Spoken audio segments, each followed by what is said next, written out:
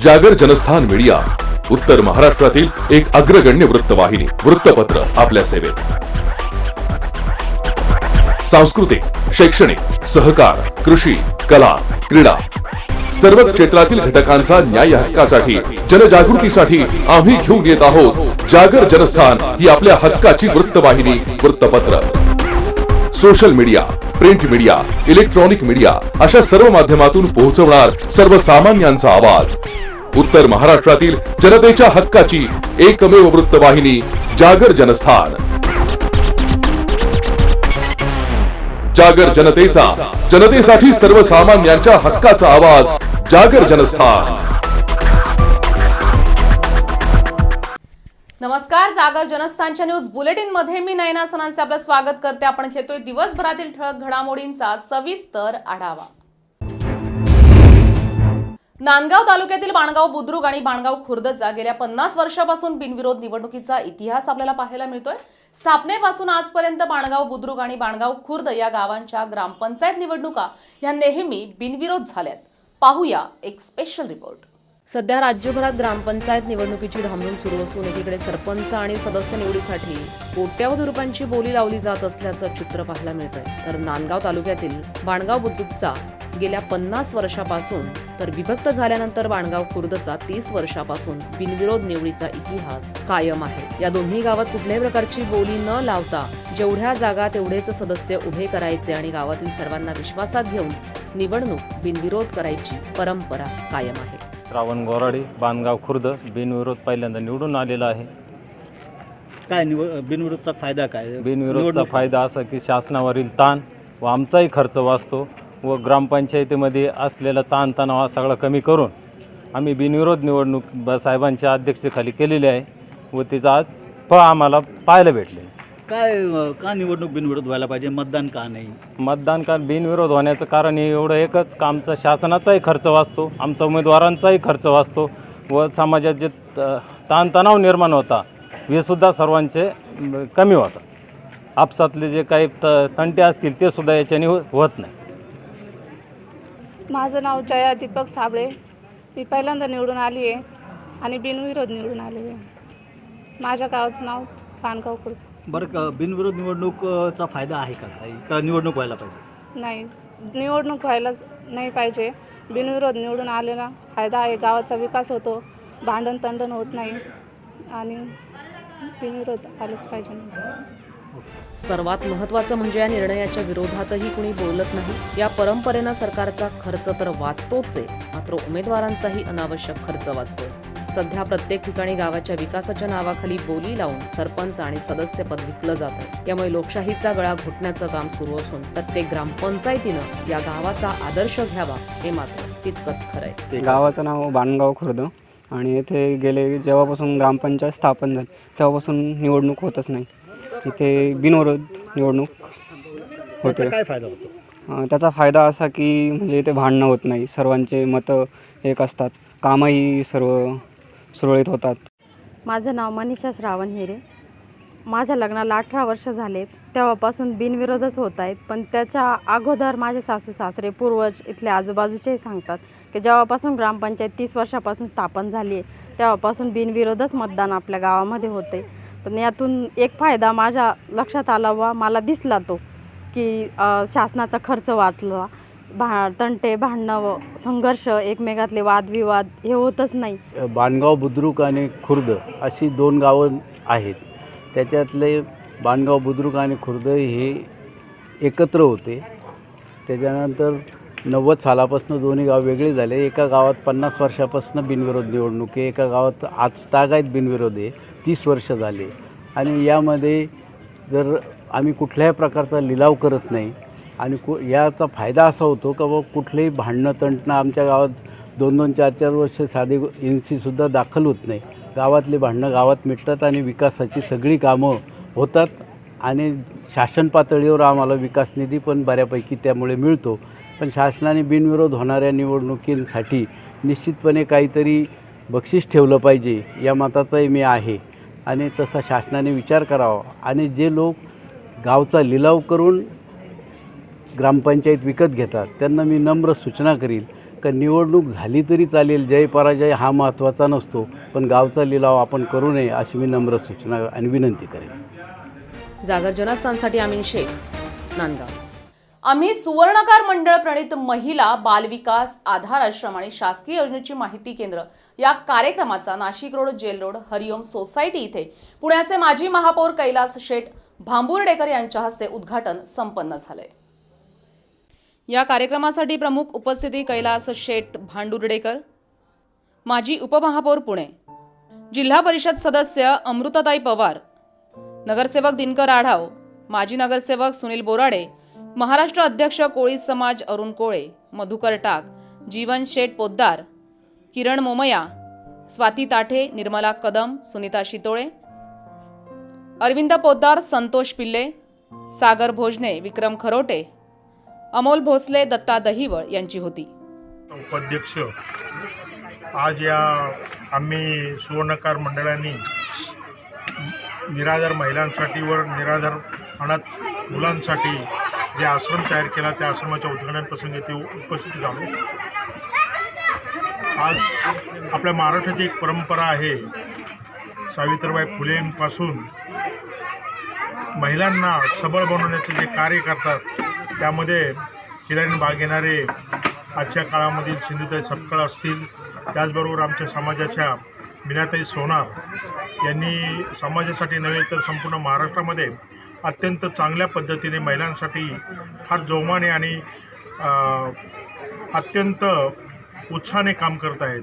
विशेष म्हणजे या नाशिक शहरामध्ये 55 जणांचा सामुदायिक विवाह हा त्यांनी जो केला ते एक नाशिक शहराला आदर्शवान असं ऐतिहासिक हा मेळावा त्यांनी सामुदायिक मेळावा केला आणि त्याला चांगलं यश आलं.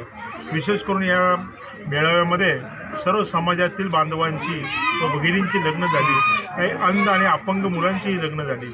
म्हणजे हे सर्वांना एकाच पारड्यात तोलणारे आणि संपूर्ण महाराष्ट्रातील जनतेपर्यंत संपूर्ण म्हणजे त्यांनी कधी समाजाचा विचार केला नाही, दिन दुबळ्या गरीब लोकांना कसं मदत करता येईल या पद्धतीने आजपर्यंत त्यांनी फार मोठं सहकार्य केलं आणि आज निराधार महिलांसाठी जे काही त्यांनी पाऊल उचललं आहे ते आदर्शवान आहे आणि यांचं कार्य निश्चितच चांगलं असेल आणि चांगलं होईल ही शुभेच्छा देतो. जय हिंद, जय महाराष्ट्र. आम्ही सुवर्णकार मंडळ यांच्या वतीनं सामाजिक उपक्रम नेहमीच राबवले जातात. संस्थेच्या अध्यक्षा मीना सोनार यांच्या वाढदिवसानिमित्त महिला बालविकास आधार आश्रम आणि शासकीय योजनेची माहिती केंद्र या संस्थेची पहिली शाखा हरिओम सोसायटी स्थापन केली आहे. नमस्कार, जय नरारी. मी मीनाताई सोनार, आम्ही सुवर्णकार मंडळाच्या अध्यक्षा. हे जे कार्यक्रम आहे तर दरवर्षी मी 31 डिसेंबरला महाराष्ट्रामध्ये प्रत्येक आधार आश्रम अनाथ आश्रममध्ये मी हा कार्यक्रम घेत असते. मुलांना कपडे वाटप असो या अन्नदानाचं कार्य असो किंवा संस्थेमध्ये जे गरजू वस्तू हे असे मी दरवर्षी 31 डिसेंबरला मी वाटप करत असते. कारण वर्षापर्यंत तर मी पूर्ण जीवन माझं समाजकार्यासाठी राहतो आणि हा एकच दिवस फक्त माझं स्वतंत्र राहतो की ते माझ्यासाठी. तर आजच्या दिवशी आजचं माझं एवढं मोठं 8 वर्षापासून माझं जे स्वप्न होतं ते स्वप्न माझं पूर्ण झालं की आधार आश्रम बांधायचं होतं की जे निराधार आहेत, ज्या महिला आहेत, ज्या पीडित महिला आहेत यांच्यासाठी कुठेतरी आधार त्यांना मिळाला पाहिजे, समाजात त्यांचं नाव झालं पाहिजे. अंध मुलं आहेत, अंध मुली आहेत, त्यांचं शिक्षण पाणी झालं पाहिजे, बेरोजगारांना रोजगार मिळाला पाहिजे. हे सर्वांसाठी माझं एक स्वप्न होतं. ते आज माझं स्वप्न पूर्ण झालं.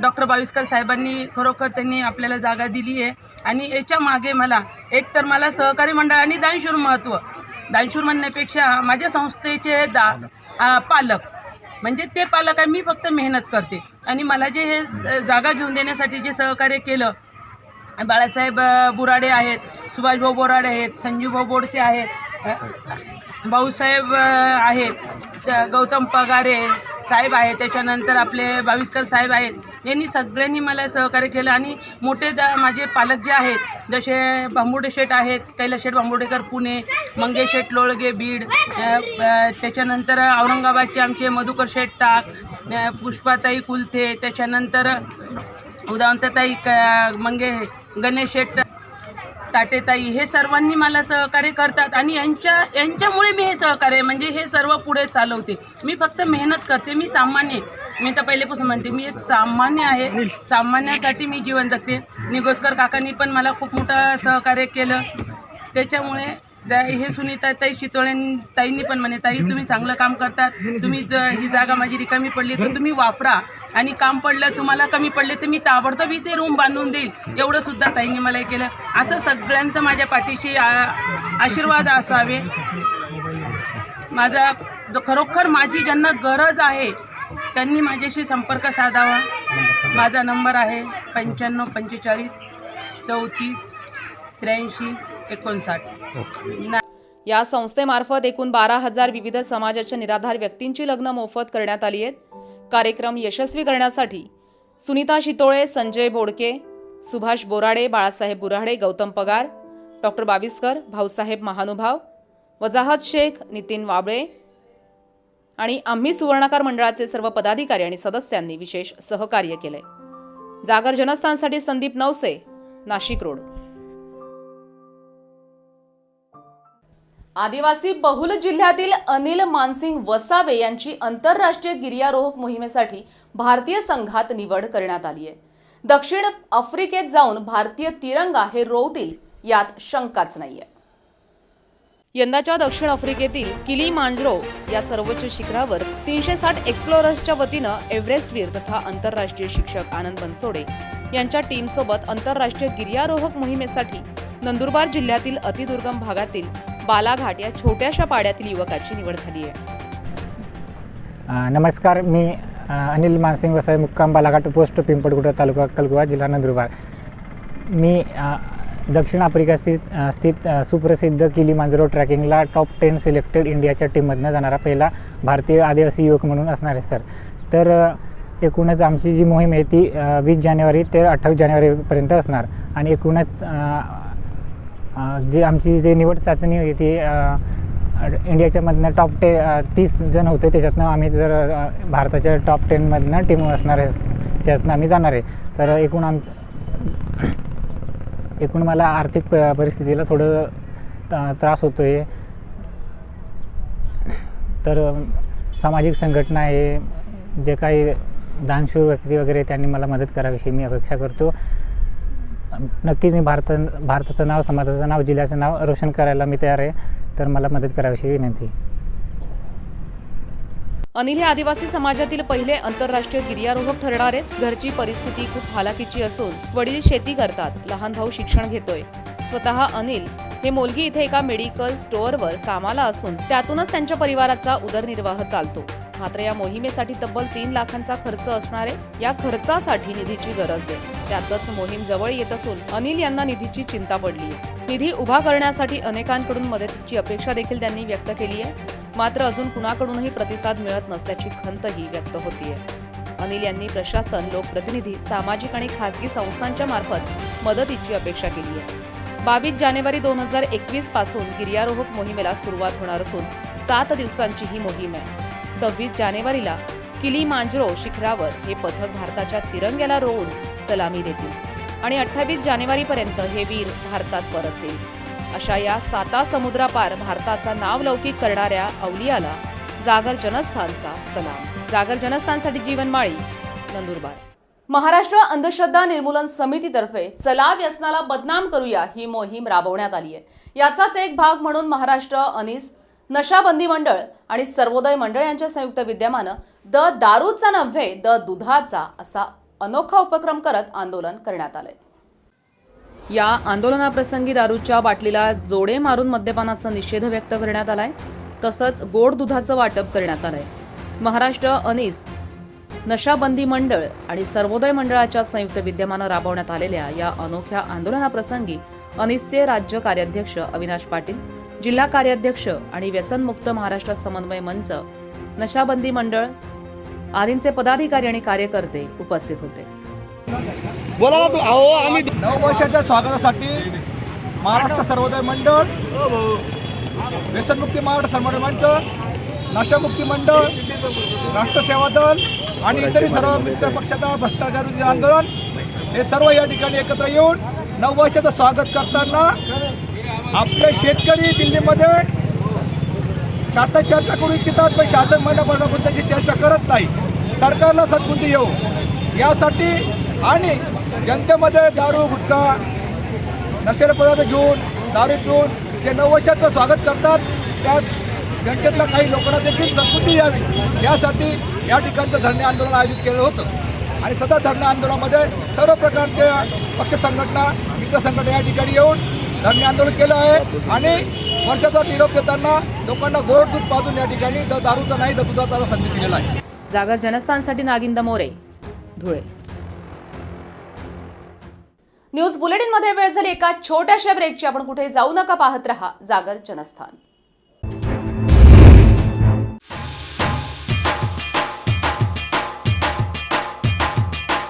नूतन वर्ष 2021 निमित्त सर्व नागरिकांना मंगलमय शुभेच्छा. या जगावर आलेल्या कोरोनासारख्या भयंकर महामारीचा लवकर नाश होवो हीच ईश्वरचरणी प्रार्थना.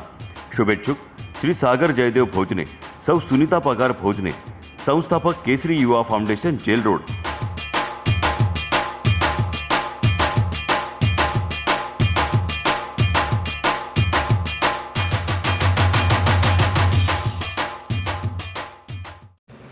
सुरक्षा आपली जबाबदारी. SSS सिक्युरिटी बाउन्सर्सची. आम्ही पुरवतो कॉर्पोरेट सेवा, औद्योगिक सेवा, वित्तीय संस्था, सुरक्षेसह अंगरक्षक, सशस्त्र रक्षक पुरवणारी विश्वासार्ह संस्था, back team support, well disciplinary uniform staff, train वायझरी युनिट. मुख्य कार्यालय 4 अंबिका अपार्टमेंट, साधू वासवानी मार्ग, होलाराम कॉलनी, नाशिक. 422-002. दूरध्वनी 0253 231 5052. गणेश 7218 65600.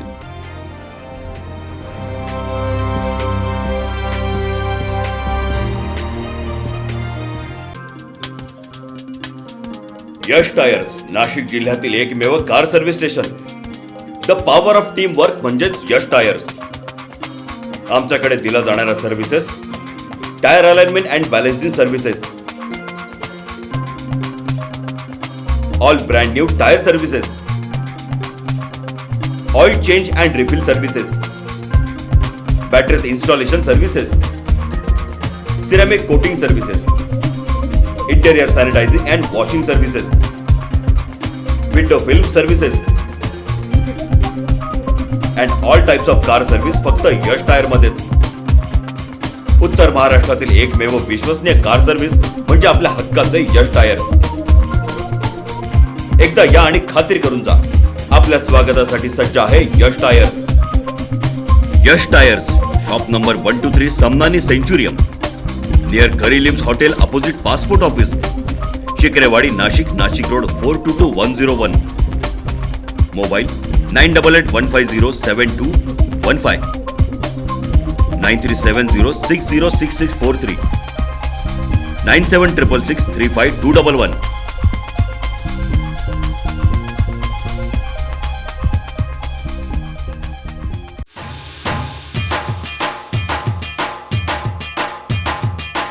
नूतन वर्ष 2021 निमित्त सर्व नागरिकांना मंगलमय शुभेच्छा. या जगावर आलेल्या कोरोनासारख्या भयंकर महामारीचा लवकर नाश होवो हीच ईश्वरचरणी प्रार्थना. शुभेच्छुक श्री सागर जयदेव भोजने, सौ सुनीता पगार भोजने, संस्थापक केसरी युवा फाउंडेशन, जेल रोड.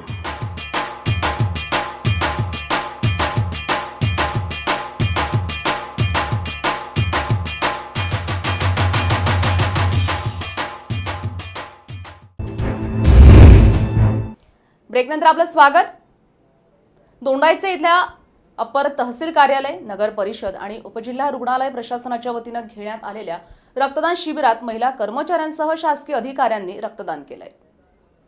दोंडाईचा शहरातील दादासाहेब क्रीडा संकुलात महसूल, नगर परिषद आणि उपजिल्हा रुग्णालयाच्या संयुक्त विद्यमानं भव्य रक्तदान शिबिराचं आयोजन करण्यात आलं होतं.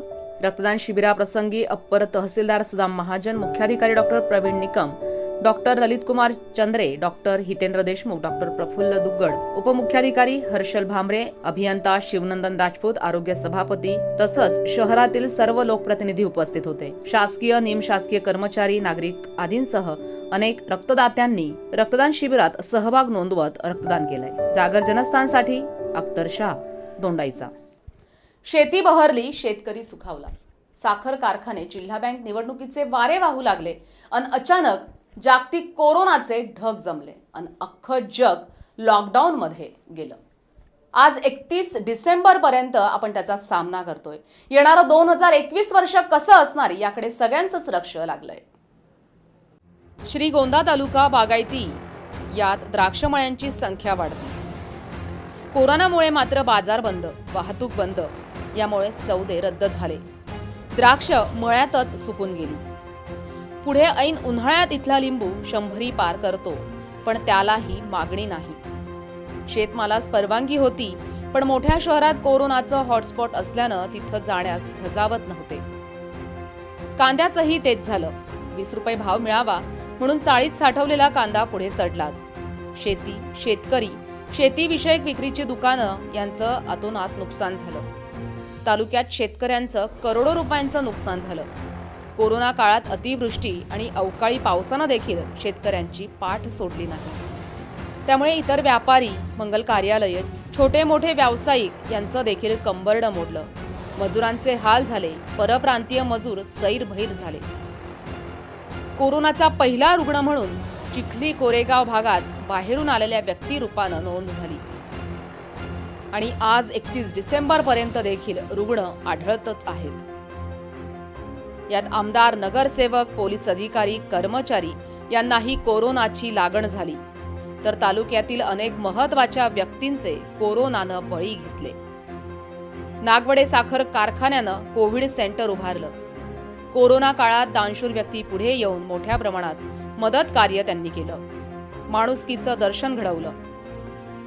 तालुक्यातील भूमिपुत्र असलेल्या समाजसेवकांनी पायाला भिंगरी लावून नगरला धावपळ करून रुग्णांची सोय होण्यासाठी अपेक्षेपेक्षा जास्त काम करून आदर्श उभा केला. लॉकडाऊन नंतर हळूहळू अनलॉक सुरू झालं आणि श्रीगोंदा पोलीस ठाण्याच्या हद्दीत खुनांची मालिका सुरू झाली. तर बेलवंडी पोलीस ठाण्यात खुनाच्या गुन्ह्यांची नोंद होत गेली. विसापूर फाट्यावर स्वस्त सोन्याच्या प्रकरणी चौघांना जीव गमवावा लागल्याची घटना घडली. त्यामुळे स्वस्त सोन्यासाठी प्रसिद्ध असलेल्या श्रीगोंदा तालुक्यात कोरोना काळातही स्वस्त सोन्याचं आमिष दाखवून लुटण्याचे प्रकार घडल्याचं अधोरेखित झालं. अशा चांगल्या वाईट घटनांनी भरलेलं हे 2020 वर्ष.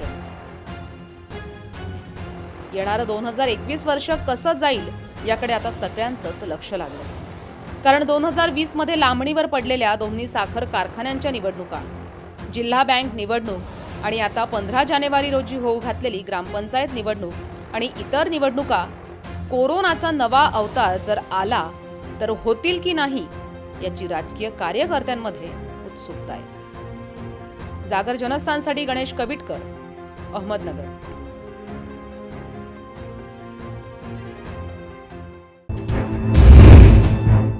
नमस्कार. जागर जनस्थान जागर कट्ट्यावर मी सुनील शिंदे आपलं स्वागत करतो. मित्रांनो, जागर कट्ट्यावर आपण विविध मान्यवरांना आमंत्रित करत असतो, त्यांचा प्रवास जाणून घेत असतो.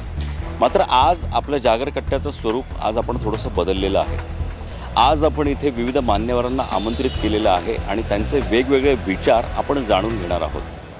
आज महाराष्ट्राचे विद्युत महामंडळ यांच्या विविध कामगार संघटनांना आज आपण इथे जागर कट्ट्यावर आमंत्रित केलेलं आहे. नेमक्या त्यांच्या अडचणी काय, आज गेल्या काही दिवसांपासून आपण पाहतो आहे वेगवेगळे आरोप या संघटनांवर होतात आणि ते आरोपच जास्त मोठ्या स्तरावर लोकांपर्यंत पोहोचवले जातात. मात्र त्यांची भूमिका ही लोकांपर्यंत पोहोचली पाहिजे. नेमकं त्यांचं काय म्हणणं आहे, त्यांना कुठल्या अडचणींना सामोरे जावं लागतं. आणि म्हणूनच आज आपण इथल्या विविध कामगार संघटनांना, ज्या महाराष्ट्र विद्युत कंपनीची कनेक्टेड आहे, त्यांच्याशी संलग्न आहे, त्यांच्याबरोबर काम करता आहे, अविरत वीज पुरवण्याचं काम करता आहात, त्यांचे जे प्रश्न आहे आज आपण जाणून घेणार आहोत, त्यांच्या अडचणी जाणून घेणार आहोत आणि विविध मुद्द्यांवर आज आपण त्यांच्याशी चर्चा करणार आहोत. सर्वप्रथम सर नमस्कार. नमस्कार, धन्यवाद. सर, आज मला सांगा, आज कोरोनाचा जो एक काळ, इतका भयानक काळ गेला आहे आणि लोकांना त्याचा खूप त्रास होतो आहे आणि लोकांपर्यंत खूप प्रश्न आहे. विजेचे प्रश्न असतील, अनेक मूलभूत त्यांच्या गरजा असतील. नेमकं या काळामध्ये सुद्धा आपल्याला ग्राउंडवरती थांबून लोकांपर्यंत ती सेवा पुरवण्याचं काम आपण केलं होतं, वीज पुरवण्याचं काम आपण केलं होतं. मात्र वेगवेगळ्या माध्यमातून आता जो माणूस काम करतो त्याच्यावरती आरोप प्रत्यारोप तर होत असतात.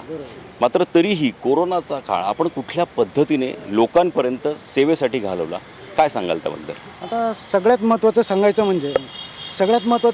म्हणजे मार्च पर्यंत सगळी परिस्थिती अतिशय उत्तम होती आणि मार्चनंतर कालावधी बिघडल्यानंतर कोरोनाची महामारी आली. त्या महामारीपर्यंत आमच्या महाराष्ट्र राज्य विद्युत वितरण कंपनीची जी घडी होती, आर्थिक घडी अतिशय सुंदर होती. त्याच्यानंतर काय झालं, आर्थिक चाके मंदावली. या कोरोनाच्या महामारीमुळे आमच्या लोकांनी रक्ताचं पाणी केलं. प्रत्येकाने डोर टू डोर म्हणजे MSCB म्हटलं म्हणजे प्रत्येकाला डोर टू डोर जावं लागलं, प्रत्येकाला दारोदार जावं लागलं. प्रचंड बंदोबस्त असल्यामुळे आम्हाला त्या बंदोबस्तामुळे काही कर्मचाऱ्यांना त्रासही झाला. नंतर आम्हाला पासेस मिळाले, गाड्या मिळाल्या. त्या मिळाल्यानंतर बघा संपूर्ण याच्यामध्ये महाराष्ट्र राज्य विद्युत वितरण कंपनीमध्ये संपूर्ण विद्युत सप्लाय हा 100% चालू होता. कुठेही फसगत झाली नाही, कुठे बी आपण सप्लाय खूप वेळ गेला असं काही झालं नाही. त्याच्यामध्ये आमचे काही लोक शहीद झाले. त्याची कंपनीने किंवा आमच्या कर्मचाऱ्यांनी कुठली पर्वा न करता थंडी, ऊन, वारा, पाऊस याच्यामध्ये काम केलं. आता मी थोडक्यात सांगू इच्छितो, ज्या वेळेला नुकतंच सरकार आलं, महाआघाडीचं सरकार आलं आणि ही चाके मंदावली, आर्थिक जी चाके होते ती मंदावली. त्याच्यानंतर आमच्यावर आता असा बडगा आला का आर्थिक हे झाल्यानंतर तुमचा पगार कसा होणार, तुमचा बोनस कसा होणार. म्हणजे आमची संघटना ज्या गोष्टीसाठी स्थापन झालेली आहे ते राहिले बाजूला. म्हणजे संघटना कशासाठी स्थापन झालेली असते, कर्मचाऱ्यांचे, अधिकाऱ्यांचे, जनतेच्या हितासाठी. म्हणजे जनतेला 24 तास विद्युत सप्लाय मिळाला पाहिजे. पहिला मुद्दा, जनतेला हा 24 तास सप्लाय मिळाला पाहिजे. त्याच्यानंतर त्याचबरोबर आमच्या कर्मचाऱ्यांना सुद्धा कामाचं स्वरूप आज काय झालं आहे, कर्मचाऱ्यांना आम्हाला 8-8 तास काम नाही, कुणाला 24 तास कामावर जावं लागतं.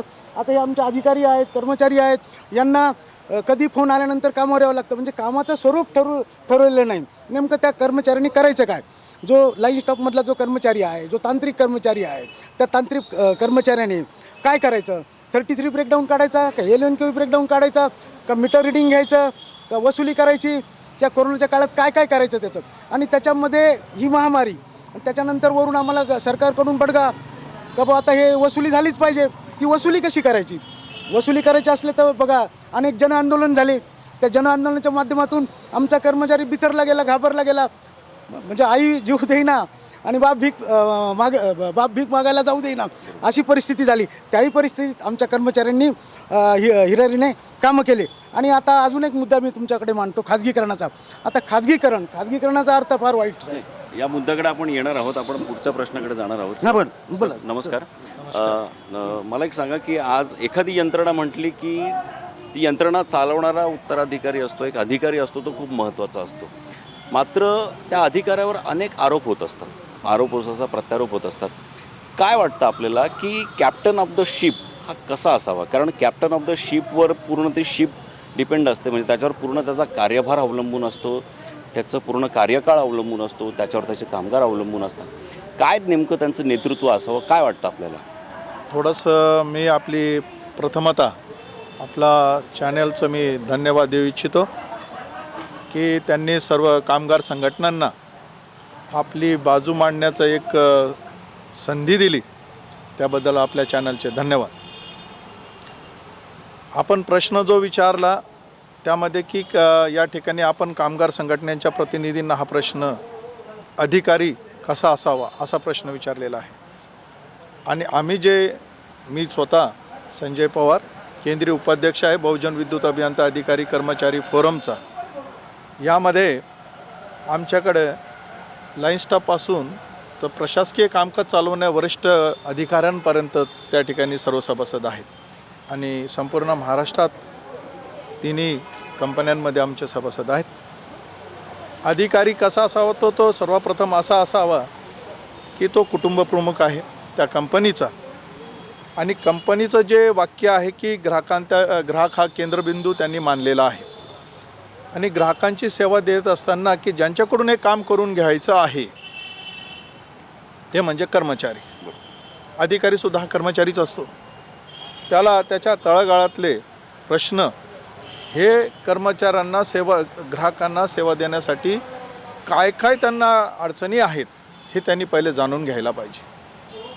त्यामध्ये सर्वात प्रथमचा उद्देश आता विचार केला की आपण आधीच्या एक प्रश्न विचारलेला त्याच्याशी निगडीत मी बोलतो पहिले, आपली परवानगी असेल. नाही नाही बोल प्लीज. की बघा की आम्ही जेव्हा केंद्रबिंदू मानून जर आम्ही ग्राहक सेवा देत आहोत आणि कर्मचारी म्हणून आमचं कुटुंब प्रमुख आमच्याकडे बघतायत आणि त्यांची जबाबदारी आहे सेवा देणे ग्राहकांना. या महामारीमध्ये जेव्हा कोणी बाहेर पडत नव्हतं, संपूर्ण थांबलेलं होतं जग, आपणही महाराष्ट्र त्या ठिकाणी थांबलेला होता. हो हो. आणि या संपूर्ण थांबलेल्यात असताना आपण आरोग्य खातं, पोलीस कर्मचारी, त्याचबरोबर सफाई कर्मचारी या सर्वांचं आपण कौतुक करावं तेवढं कमी आहे. आणि या संपूर्ण योजनेमध्ये आपण आर्थिक व्यवस्था जी जर कोणी लावून धरली असेल तर ही वीज कंपनीने लावून धरलेली आहे, हे आपल्याला मान्य करावं लागेल. कारण की बघा की आर्थिक व्यवस्था तुमचं जे काय आरोग्य खात्याचं जरी असलं तर तुम्हाला लागणारी जी वीज आहे, तुम्हाला व्हेंटिलेटर जे चालणारी वीज आहे ही संपूर्णसाठी वीज आहे. वर्क फ्रॉम होम म्हटलं तरी वीज आहे. आणि अंधाराचं साम्राज्य नको, लोक घरी थांबलेले पाहिजे, यांना सर्वांना घरी बांधून ठेवण्याचं काम जर कोणी केलं असेल तर आम्ही या वीज कंपन्यांनी केलेलं आहे. परंतु जसं इतर ऑर्गनायझेशनचं संस्थेचं कौतुक झालं, खेदाची बाब आहे की वीज कर्मचाऱ्याचं पाहिजे तसं पाठीवर थाप किंवा त्याबद्दल कौतुक मिळाले नाही, ही खंत आमच्या कर्मचाऱ्यांमध्ये आहे. निश्चितच प्रशासन त्याबद्दल आमच्या पाठीशी आहे आणि त्यामुळेच आम्ही या ठिकाणी काम करत राहिलेलो आहे. प्रश्न आता अधिकाऱ्याचा आपण विचारलेला आहे.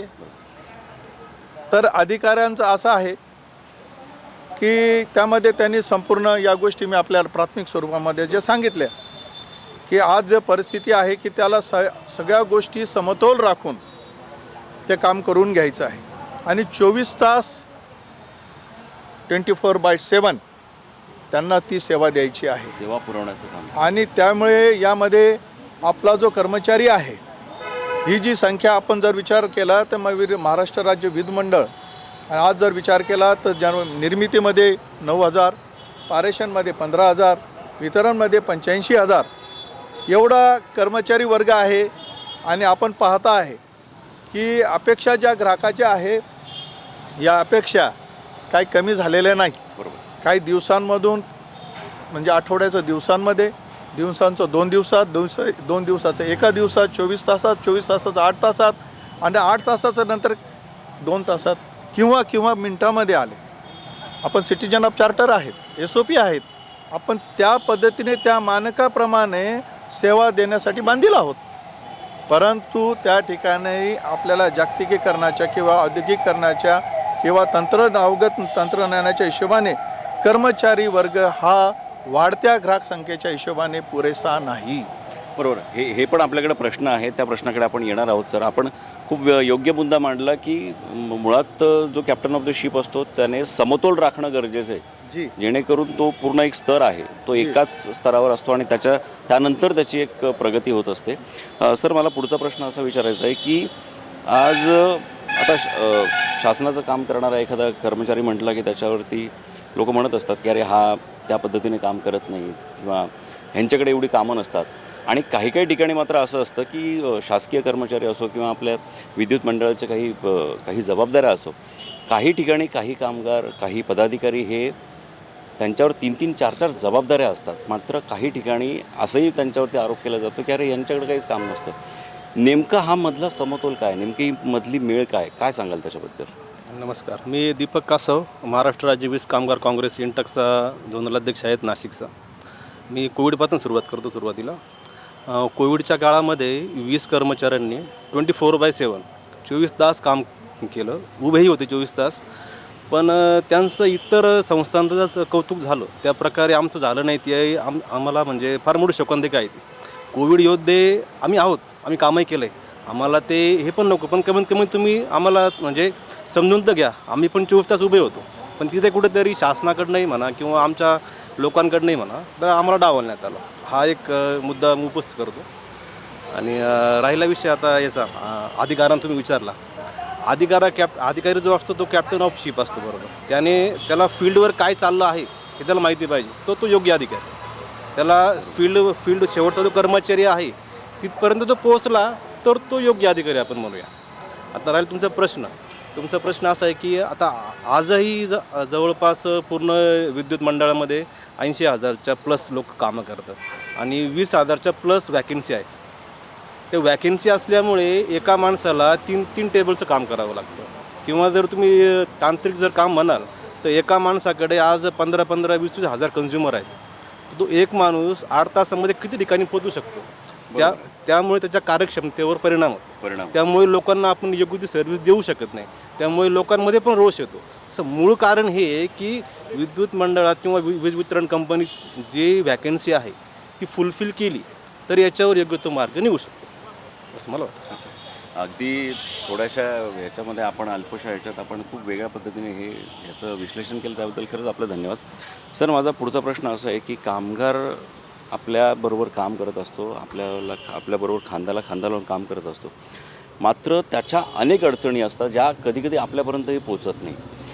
त्या अडचणी आज जागर कट्ट्याच्या माध्यमातून आपण कुठल्या पद्धतीने सांगाल? कामगार म्हटलं तर त्याला काम करण्याच्या ठिकाणी गेल्यानंतर त्याच्याकडे सर्व गोष्टी अवेलेबल आहेत का नाही, किंवा काही गोष्टी उपलब्ध नसतात. काही गोष्टी म्हणजे त्यांच्यामुळे त्यांच्या कामाच्या काही गोष्टी म्हणजे ज्या आपल्या तांत्रिक कामगाराकडे काही गोष्टी अवेलेबल नसतात. त्या साईट किंवा काही ठिकाणी गेल्यानंतर काही ठिकाणी अशी पोझिशन असते की तिथे जाणंसुद्धा कठीण असते. आता काही आपलं जर पावसाळ्याच्या महिन्यामध्ये कामगार ते पोहून पाण्यात जातात, कामगार वगैरे करतात. अशा पद्धतीचं थोडंफार काम वगैरे म्हणजे त्याच्यात तातडणी भरपूर आहेत. एवढं मी जास्त. धन्यवाद सर, धन्यवाद. नमस्कार सर. स्वतःहून काही सांगायची इच्छा मला. हो. प्रश्न असतील, फार आनंद आहे. येस. पण ह्या माध्यमातून मी बोलू इच्छितो. नमस्कार, माझं नाव तुषार खैरनार. मी अधिकारी संघटना नॉन टेक्निकल ऑफिसर जे आहेत जेनको ट्रान्सकॉन आणि डिस्ट्रीब्युशन यांची एक संघटना आहे, त्यांचं आम्ही प्रतिनिधित्व करतो. मी त्या ठिकाणी केंद्रीय कोषाध्यक्ष आहे. तुमचं जे जागर जनस्थान आहे या माध्यमातून मी मॅनेजमेंट, अधिकारी, कर्मचारी आणि ग्राहक यांच्यामध्ये काही एक सममेळ कसा बांधता येईल किंवा तो कसा बांधला गेला आहे मॅनेजमेंटच्या अँगलने किंवा आमच्या अधिकाऱ्यांच्या अँगलने ते तुम्हाला सांगायचा प्रयत्न करतो. Yes please. काय झालं की बऱ्याचदा ह्या कोविडच्या काळामध्ये बिलिंग कंप्लेंट्स आल्या, कारण आपण ॲव्हरेज बिलं केलीच. म्हणजे मार्चपासून आपण बिलिंग मला मुळात हे प्रश्न होते. बरोबर आहे. प्लीज. तर मार्चच्या काळामध्ये आपण ॲव्हरेज बिलिंग केली आणि नंतरच्या काळामध्ये ॲक्च्युअल बिलिंग्स केलं. तर ॲक्च्युअल बिलिंग्स केल्यानंतर लोकांचा वापर हा वाढलेलाच होता. वाढलेला असला कसला म्हणजे अगदी ॲज पर रिडिंग ते आलं. पण मॅनेजमेंटने आणि आम्ही अधिकाऱ्यांनी आणि आमच्या सगळ्या कर्मचाऱ्यांनी एक चांगला स्टेप अशी घेतली की प्रत्येक प्रत्येक कन्झ्युमरला आपल्यापर्यंत पोहोचता येईल असं पोर्टल तयार करून दिलं, हेल्पलाईन तयार करून दिली, हेल्प डेस्क तयार करून दिली. म्हणजे फॉर एक्झाम्पल कोणीही मोबाईलवर किंवा कोणीही आपल्या डेस्कटॉपवर, लॅपटॉपवर जाऊन आपला ग्राहक नंबर टाकल्यानंतर आपल्या बिलाचं पूर्ण विश्लेषण करू बघत होतं. म्हणजे ह्या विश्लेषणामुळे काय झालं की ग्राहकाच्या मनामध्ये जो संभ्रम होता की वीज बिल जास्त आलेत किंवा याच्यात काही चूक तर नाही ना, तर अगदी ते कम्प्युटेशन, कॅल्क्युलेशन थ्रूआउट त्यांना करून दाखवण्यात आले. ह्या सगळ्या याच्यामधून आणि ह्या माध्यमातून मी ग्राहकांना धन्यवाद देऊ इच्छितो की त्यांनी ते बघितले, वाचले, अवगत केले आणि तरी पण त्यांना एक 5% समजा काही कम्प्युटेशन, कॅल्क्युलेशनमध्ये काही त्रुटी आढळल्या तर त्यांनी हेल्प डेस्क किंवा डायरेक्ट आमच्याशी 1-to-1 टॉक करून त्या गोष्टी सॉल्व केलेल्या आहेत. आणि त्याचाच परिपाक परिणाम म्हणून आता परत जी बिलं येतात त्याच्यावर लोकांना अगदी अढळ विश्वास आहे की हे कॉम्प्युटेशन आणि कॅल्क्युलेशन जे होत आहेत ते बरोबर. आता प्रश्न राहिला, समजा जर चुकीचंच रिडिंग असेल, रिडिंग वाचनच जर चुकीचं असेल तर त्याला करेक्शन करण्यासाठी आपल्या मॅनेजमेंटने आपण सगळ्यांनी संधी दिलेली. तर या माध्यमातून मला हेच सांगायचं की आम्ही हे कोऑर्डिनेशन करतो. आम्ही म्हणजे मॅनेजमेंटने हे केलं आहे, ते नाही केलं, ते त्यापेक्षाही मॅनेजमेंटला काय म्हणायचं आहे, आम्हाला काय म्हणायचं आहे, त्याचं ऑल द टाईम आम्ही एक गोल्डन हँडशेकिंग करून पुढे जात असतो. धन्यवाद सर. हा वीज बिलाचा जो मुद्दा होता हा फार महत्त्वाचा होता आणि आपण एकदम अगदी टेक्निकल मुद्द्याने आपण ते लोकांपर्यंत पोहोचवण्याचा प्रयत्न केला. धन्यवाद सर. तर मित्रांनो, विद्युत संघटनेचे खूप वेगवेगळ्या अडचणी आहे आणि त्या अडचणींवर मात करून ते लोकांपर्यंत त्यांची सेवा पुरवण्याचा प्रयत्न करत आहात. आता आपण आपल्या पुढच्या प्रश्नाकडे जाणार आहोत. तो प्रश्न म्हणजे आज भारतामध्ये अनेक अशा सरकारी संस्था आहेत ज्यांचं प्रायव्हेटायझेशन सुरू आहे. सरकार कितपत त्याला आता हे करतं आहे, कितपत त्याला साथ देतं आहे, तेच आपण आज यांच्याकडनं जाणून घेणार आहोत. नेमकं प्रायव्हेटायझेशन केल्यानंतर सरकारचं त्याच्यामध्ये किती नुकसान होणार आहे आणि आज ह्या ज्या काही संघटना आहे ह्या आज लोकांपर्यंत त्यांची सेवा पुरवत आहे, त्यांचं किती नुकसान होणार आहे, कामगारांचं किती नुकसान होणार आहे, आपण सगळ्यांकडूनच ह्या प्रश्नाचा मुद्दा, या प्रश्नाचं उत्तर जाणून घेणार आहोत. सर, प्रायव्हेटायझेशन आता जे काही येऊ घालतं आहे किंवा आता होण्याचा प्रयत्नात आहे, त्याबद्दल नेमकं काय वाटतं आपल्याला? त्याबद्दल तेवढा माझा अभ्यास नाही, त्यामुळे मी त्या ठिकाणी बोलू शकत नाही. अच्छा, धन्यवाद सर. सर, मला तोच प्रश्न आता विचारायचा आहे की प्रायव्हेटायझेशन येऊ घालतं आहे, प्रायव्हेटायझेशन होण्याचा प्रयत्न होतो आहे, काय त्याचा परिणाम आपल्या संघटनांवर होणार आहे आणि आपल्या वीज वितरण कंपनीवर होणार आहे आणि आपल्यामार्फत इतर कामगारांवर होणार आहे, काय सांगाल? प्रायव्हेटीकरणमध्ये प्रॉब्लेम असा होणार आहे की आता जी सेवा आपण समजा वितरण कंपनी जी पुरवते, प्रायव्हेटीकरणने काही गोष्टी दबावात येतील, काही गोष्टीचे म्हणजे कामामध्ये बदल पण होऊ शकतो वगैरे. त्यात सर, हाच मुद्दा मला पुन्हा आपल्याला विचारायचा आहे की आज प्रायव्हेटायझेशनचं जे काही वारं येऊ घालतं आहे आणि त्याचा जो परिणाम सगळ्या यंत्रणेवर होणार आहे, तो सरकारी यंत्रणा असो, त्यानंतर प्रायव्हेटायझेशन असो, त्यांचे कामगार असतील, आपले गेल्या अनेक वर्षांपासून आपल्या खांद्याला खांदा लावून काम करणारे लोक असतील, काय नेमकं नुकसान होणार आहे, काय वाटतं आपल्याला? जो 2020 कायदा येतो खाजगीकरणाचा, ॲक्च्युली महावितरण किंवा ऊर्जा विभाग जो आहे ते काही शासनाचं ॲसेट आहे. ते ॲसेटच तुम्ही विकणार तर कसं काय चालणार? तुम्ही शासनाच विकता, म्हणजे कंपनी विकली म्हणजे कमीत कमी 80,000 प्लस आपल्याकडे कर्मचारी आहेत, त्यांचं भविष्य काय होतं? खाजगीकरण केल्यानंतर त्यांची एक्झॅक्ट कंडिशन काय, ते गव्हर्नमेंट एम्प्लॉई आहे ती खाजगीकरणामध्ये जाणार, ते तर काय होणार? त्याच्यानंतर सर्व्हिसचा फार मोठा विषय. खाजगीकरणाचा जो पूर्व अनुभव जर आपण बघितला, औरंगाबाद, जळगाव, ही लोक 2-2 वर्ष काम करून तिथून निघून गेले. आता जळगावमध्ये माझ्या काही स्टॅटिस्टिक्स तुम्हाला सांगतो मी. जळगावमध्ये जवळपास 100 कोटी तो त्याच्याकडे आउटस्टँडिंग असताना तो माणूस पळून गेला खाजगीकरणाचा, जो कॉन्ट्रॅक्टर होता तिथे. जळगाव झालं, त्याच्यानंतर औरंगाबाद झालं. तर एवढा आपल्याकडे एक्सपिरियन्स असताना आपण परत तेच करणार आहोत का? यामध्ये सफर कोण होणार आहे? यामध्ये सफर होणार कंझ्युमर, त्यानंतर कर्मचारी. जर कंझ्युमर सफर कसा होणार? जर प्रायव्हेटायझेशन आलं तर त्याचे रेट्स वाढणार म्हणजे तुमचे बिल वाढणार म्हणजे तुमच्या खिशाला जळ बसणार. तर तो एक फार मोठा विषय. त्यामुळे खाजगीकरणाचा अंदर कर्मचारी म्हणून जर मला तुम्ही विचारा तर कर्मचारी खाजगीकरण झालं म्हणजे कर्मचारी संपला, कर्मचारी संपला म्हणजे संघटना संपल्या. तर संघटना म्हणून या खाजगीकरणाला आमचा पूर्णपणे विरोध आहे, इंटक संघटना म्हणून. आणि जोपर्यंत महाराष्ट्रामध्ये काँग्रेस प्रणित महाआघाडी आहे, महाविकास आघाडी, तोपर्यंत खाजगीकरण होणार नाही, कारण माझी संघटनाच काँग्रेस प्रणित आहे. त्यामुळे तेवढं मी तुम्हाला सांगू शकतो की जोपर्यंत महाविकास आघाडी सरकार आहे तोपर्यंत महाराष्ट्रामध्ये खाजगीकरण होणार नाही, असं इंटक म्हणून मी तुम्हाला सांगू शकतो. धन्यवाद सर. आपला मुद्दा तसा खंबीर आहे, त्यासाठी आपल्याला शुभेच्छा. मला हाच मुद्दा आपल्याला विचारायचा आहे की खाजगीकरणाचं जे काही वारं आहे त्याला आपण कुठल्या पद्धतीने बघता, काय वाटतं आपल्याला? एक सामाजिक आपण संदेश कुठला देऊ पाहता, किंवा एक नागरिक म्हणून आणि MSEBचा पदाधिकारी म्हणून काय वाटतं आपल्याला? आपण तिन्ही गोष्टींमध्ये माझ्याकडे एक प्रश्न विचारला, सामाजिक, पदाधिकारी आणि नागरिक. तर सर्वात महत्त्वाचा मुद्दा असा आहे की खाजगीकरण करण्याची गरज काय आहे, हा एक मुद्दा आहे. येणारा जो दुसरा की खाजगीकरण म्हणजे तुम्ही जो 2020चा जो कायदा आणणार आहे त्याच्यानुसार कामगार संघटना, कामगार आणि ग्राहक यांच्यावर काय परिणाम होतील. तर बघितलं असेल की महाराष्ट्र राज्य विद्युत मंडळ हे सेवाभावी संस्था किंवा ऑर्गनायझेशन या पद्धतीने याची स्थापना झाली. पुढे जाऊन 2005ला तुम्ही याच खाजगीकरण नको आणि सुटसुटीत कारभार व्हावा या उद्देशाने 2005मध्ये स्वतंत्र कारभार असा नफा तोट्यासहित हा प्रयोग 2005मध्ये झाला. महानिर्मिती, महापारेषण आणि महावितरण. आता याच्या पुढे जाऊन घटक आपण विचार केला की याच्यावर नियंत्रण करणारा कायदा जो आहे MERC पण याच्यावर आहेत. ग्राहकांचं हित जोपासणारं जे आहे MERC आहे.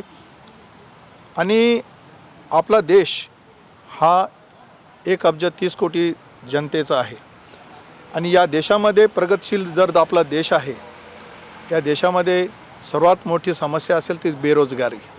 बरोबर. आणि आत्ताचं जे सरकार आहे हे भांडवलशाहीच्या दिशेने निर्णय घेत आहे. बरोबर. आणि भांडवलशाहीच्या दिशेने निर्णय घेत असताना त्याला जर कारण दिलं जात असतं की तोटा. मग जर तोटा असेल तर येणारा जो काही फ्रँचायझी असेल तर तो कोणत्या स्वरूपामध्ये तोट्यातली संस्था ही आपल्याकडे चालवायला घेईल याच्यामध्ये गोडबंगाल आहे. आणि सर्वात मुद्दा महत्त्वाचा की आम्ही बहुजनांचं हिताचं ग्राहकांचं रक्षण करणारी आमची संघटना आहे. यामध्ये सामाजिकीकरण जे आहे म्हणजे आम्ही घरापासून म्हणजे उदाहरणच द्यायचं झालं की आपले आजोबांनी घेतलेलं जे वीज कनेक्शन आहे हे वीज कनेक्शन त्याचा नातू वापरतो. इतर संस्थांच्या बाबतीत तसं नाही. बँकेत गेला असाल तर बँकसुद्धा तुम्हाला ग्राहक सेवा देते पण पर्टिक्युलरली त्याच्या ग्राहकासाठीच. इथं वीज कनेक्शन म्हणजे कुटुंबाचं नातं झालेलं असतं. नवरा बायको मुलगा मुलगी आणि प्रत्येकजण हा त्याचा ग्राहक होतो. जे की ते कुठेही तुम्हाला टेक्निकली म्हणा की कुठल्याही पद्धती हा सामाजिकीकरण आहे. आणि आजाने जरी नाही भरलं बिल तर नातू भरतो.